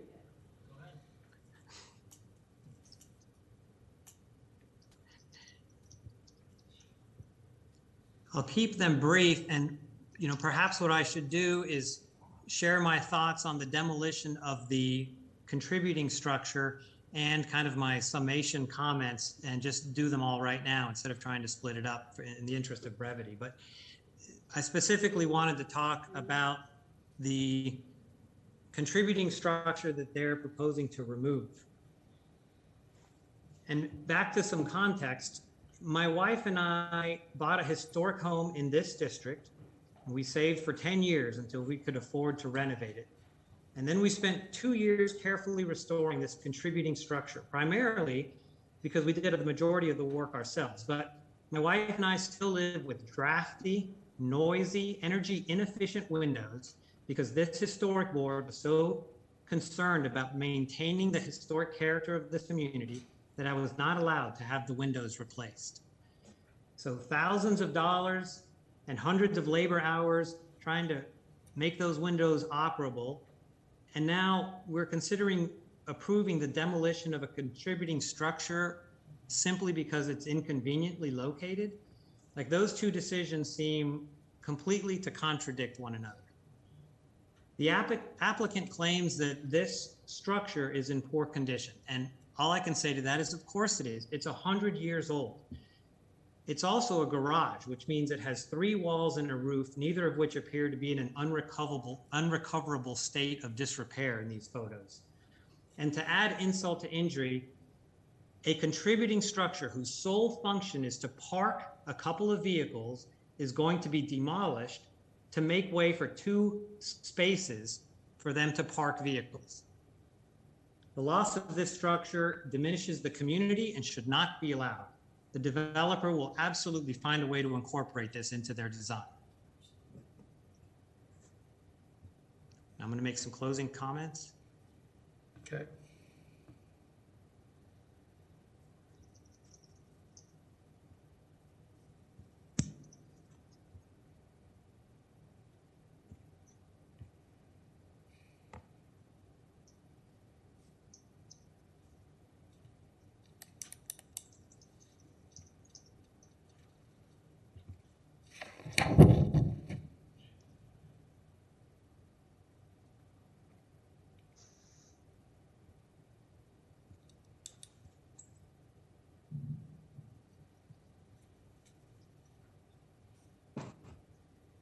Okay. So, at the risk of seeming dramatic, I feel like the University Heights Historic District is under siege. This is in part because so few homeowners live in this community and students are far less inclined to participate in preserving the historic inventory of this neighborhood. If a project similar to this sorority house was proposed in the Duck Pond Historic Neighborhood, for example, the community would be outraged and it would have no chance of being approved. We've recently lost these two older homes along Southwest 4th Avenue, which is just outside the historic district line, and several church and brick homes along Southwest 1st Avenue, which is also just outside the historic district line. At Southwest 10th and University, just 1 block north of the historic district, they're building an 11-story student housing project. On Southwest 4th Avenue, just west of the historic district boundary, they're building several 8-story student housing projects. So while I wholeheartedly support the sorority building a chapter house near the university and near Sorority Row, my concern is that if you're going to situate it inside a historic district, then it should not detract from that community. Our only protection from incompatible development is the authority of the Historic Preservation Board to defend the rights of homeowners and to protect the historic heritage of communities like University Heights for future generations. I hope that these comments will be taken in the spirit in which they're given. I think that the community, the design can be improved, and we can do more to try to maintain the historic character of this development so that it is more compatible with the community in which they plan to build. Thank you. Thank you. Thank you. Okay, that closes public comment, so. Motion to continue? Yep, go ahead. Move to continue 21. All right, move to continue HP 2126. I'll second that. Mr. Simmons, roll call. Thank you, Mr. Chairman. Elizabeth Hausauer.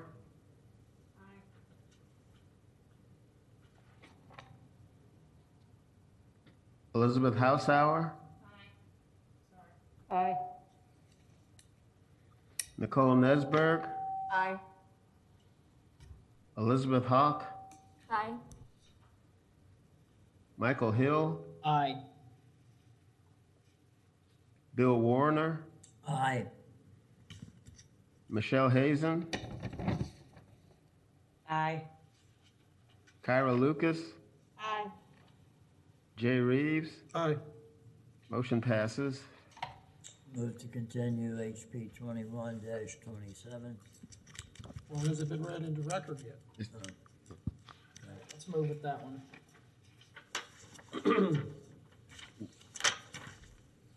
While we Chairman, read that in the record, I'd like to thank Peter for that presentation. That was very involved. I really appreciate it. And it did make me rethink the garage.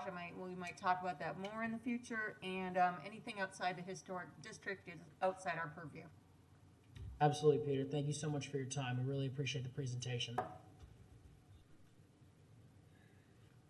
Okay, Jason, you want to continue and read that into the record, the next one? Next item under new business is petition HP-21-27. Carrie Huffman, Florida House Corporation of Alpha Phi, agent for Michelle Ardern, Phi Sigma Incorporated owner. Certificate of appropriateness to demolish an accessory garage located at 517 Southwest 10th Street. This building is a contributing structure to the University Heights Historic District South, related to HP 21-25, HP 21-26, and HP 21-28.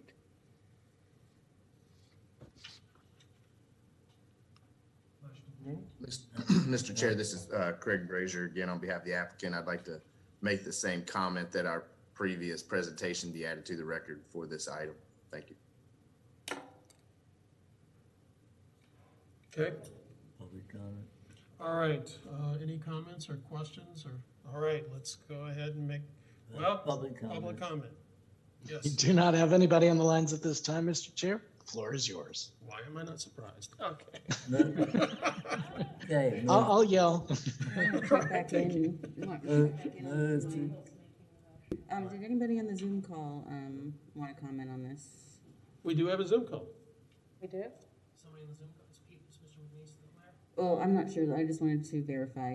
Pete McNeese, did you want to speak on this again? what? No, I do not. I've made all of my comments. Thank you, though. Okay, thank you. All right. She just check on Pete. Move to continue, HP 21-27.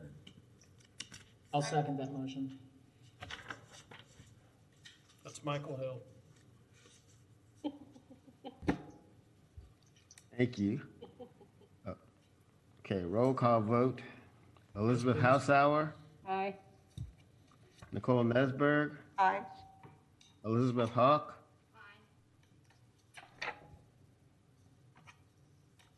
Elizabeth Hawk, Aye. Michael Hill, Aye. Bill Warner, Aye. Michelle Hazen, Aye. Kyra Lucas, Aye. Jay Reeves. Aye. Motion passes.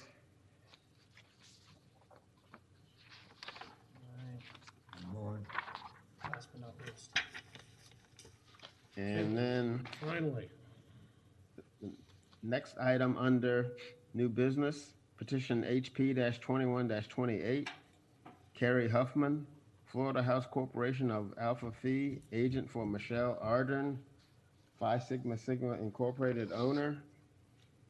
Certificate of appropriateness to relocate a single-family dwelling within the same parcel located at 517 Southwest 10th Street.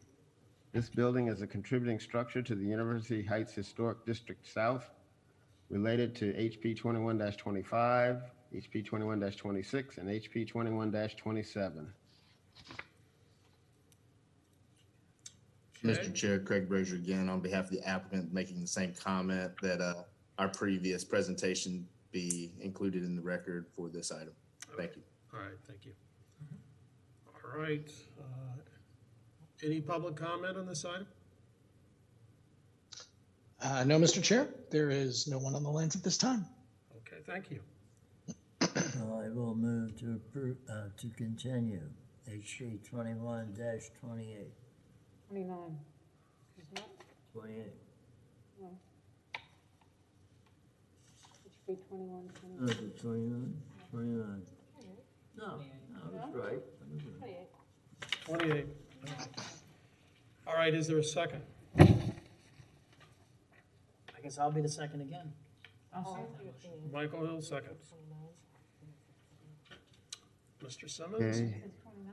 It says 29, it says 29 in one spot, 28 in another, so which one is it, Jason? Jason? HP 21-28. 28? Because on the presentation part, it says 29. Thank you. Yeah. Okay, roll call vote. Nicole Nesberg, Aye. Elizabeth Hawk, Michael Hill, Aye. Bill Warner, Aye. Michelle Hazen, Aye. Kyra Lucas, Aye. Danielle, Elizabeth Hausauer, Aye. Jay Reeves. Aye. Motion passes. Okay.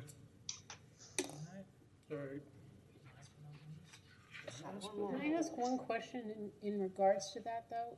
So the planning department has approved the 25,000 square foot building to go on that piece? No, planning has not approved anything at this point. It has to be reviewed by this board first.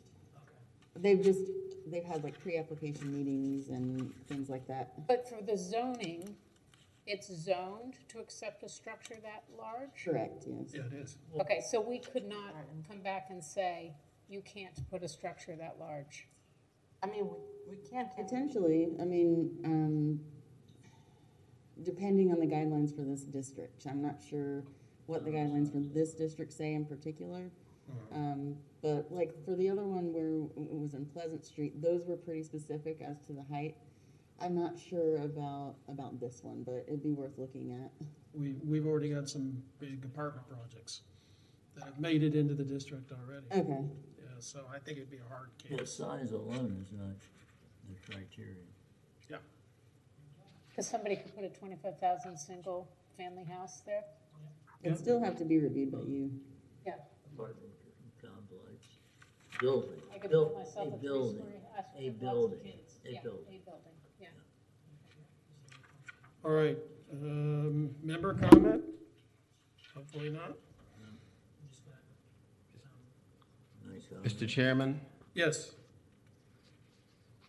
you all had expressed an interest in reviewing the information that member Lucas had provided a few months back, and then, I guess, discussing it and then voting to send it on to the city commission. Right. So this item is that information that she provided. Mm-hmm.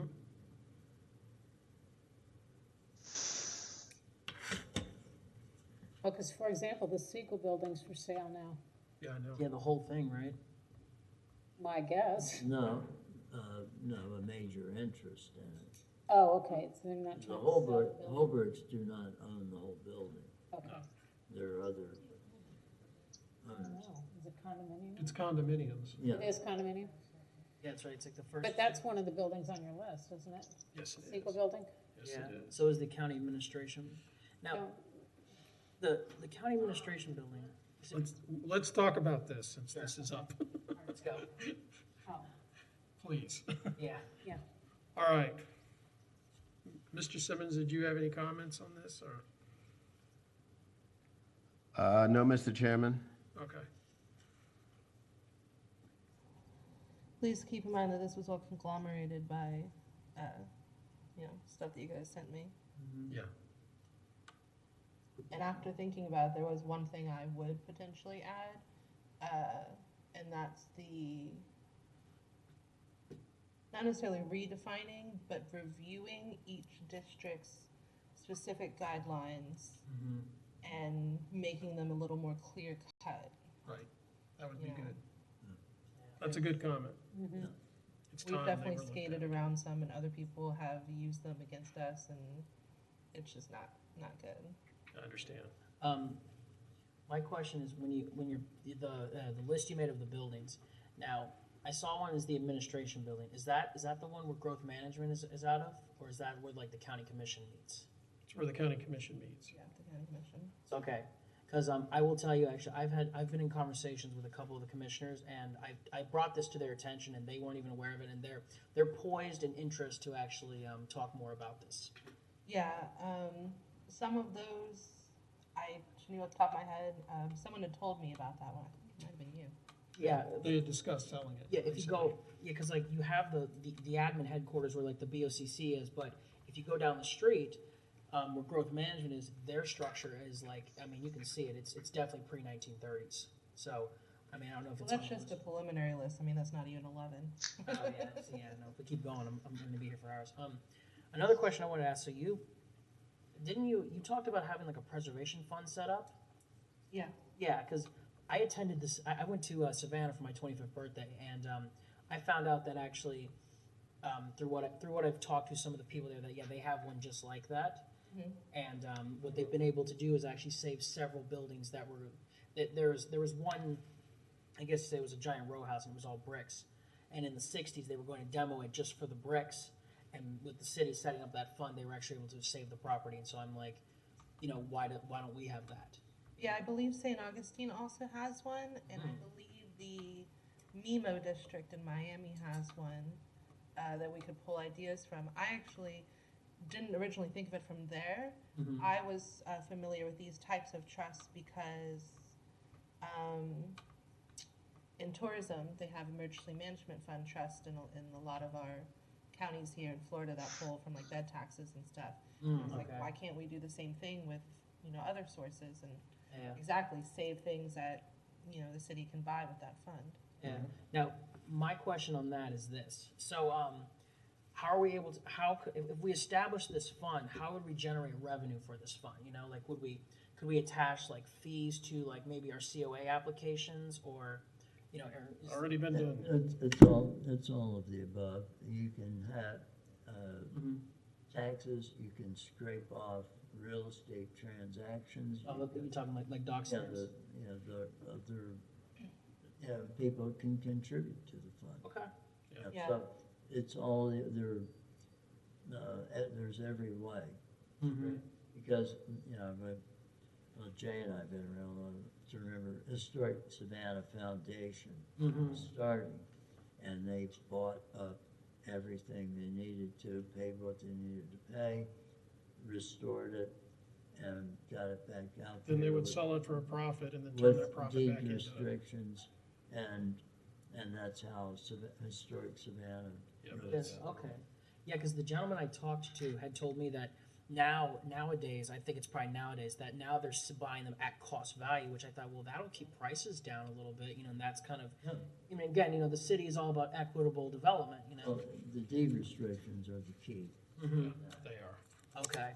And if you look under legal ordinances and such, all those abatements and ordinances and whatnot could have large fees attached to them if they're broken. No, all that would go into that fund. All that would go into that fund. Now, the problem with this is that the only way to really make it work is if either A, we have some sort of preservation organization, either you know, private, like nonprofit, or through the local government that's more than a volunteer board. And as we saw in the past year, it hasn't happened. So then my question is this: does Gainesville have a historical society? Yes. Jay and Bill, do you all know?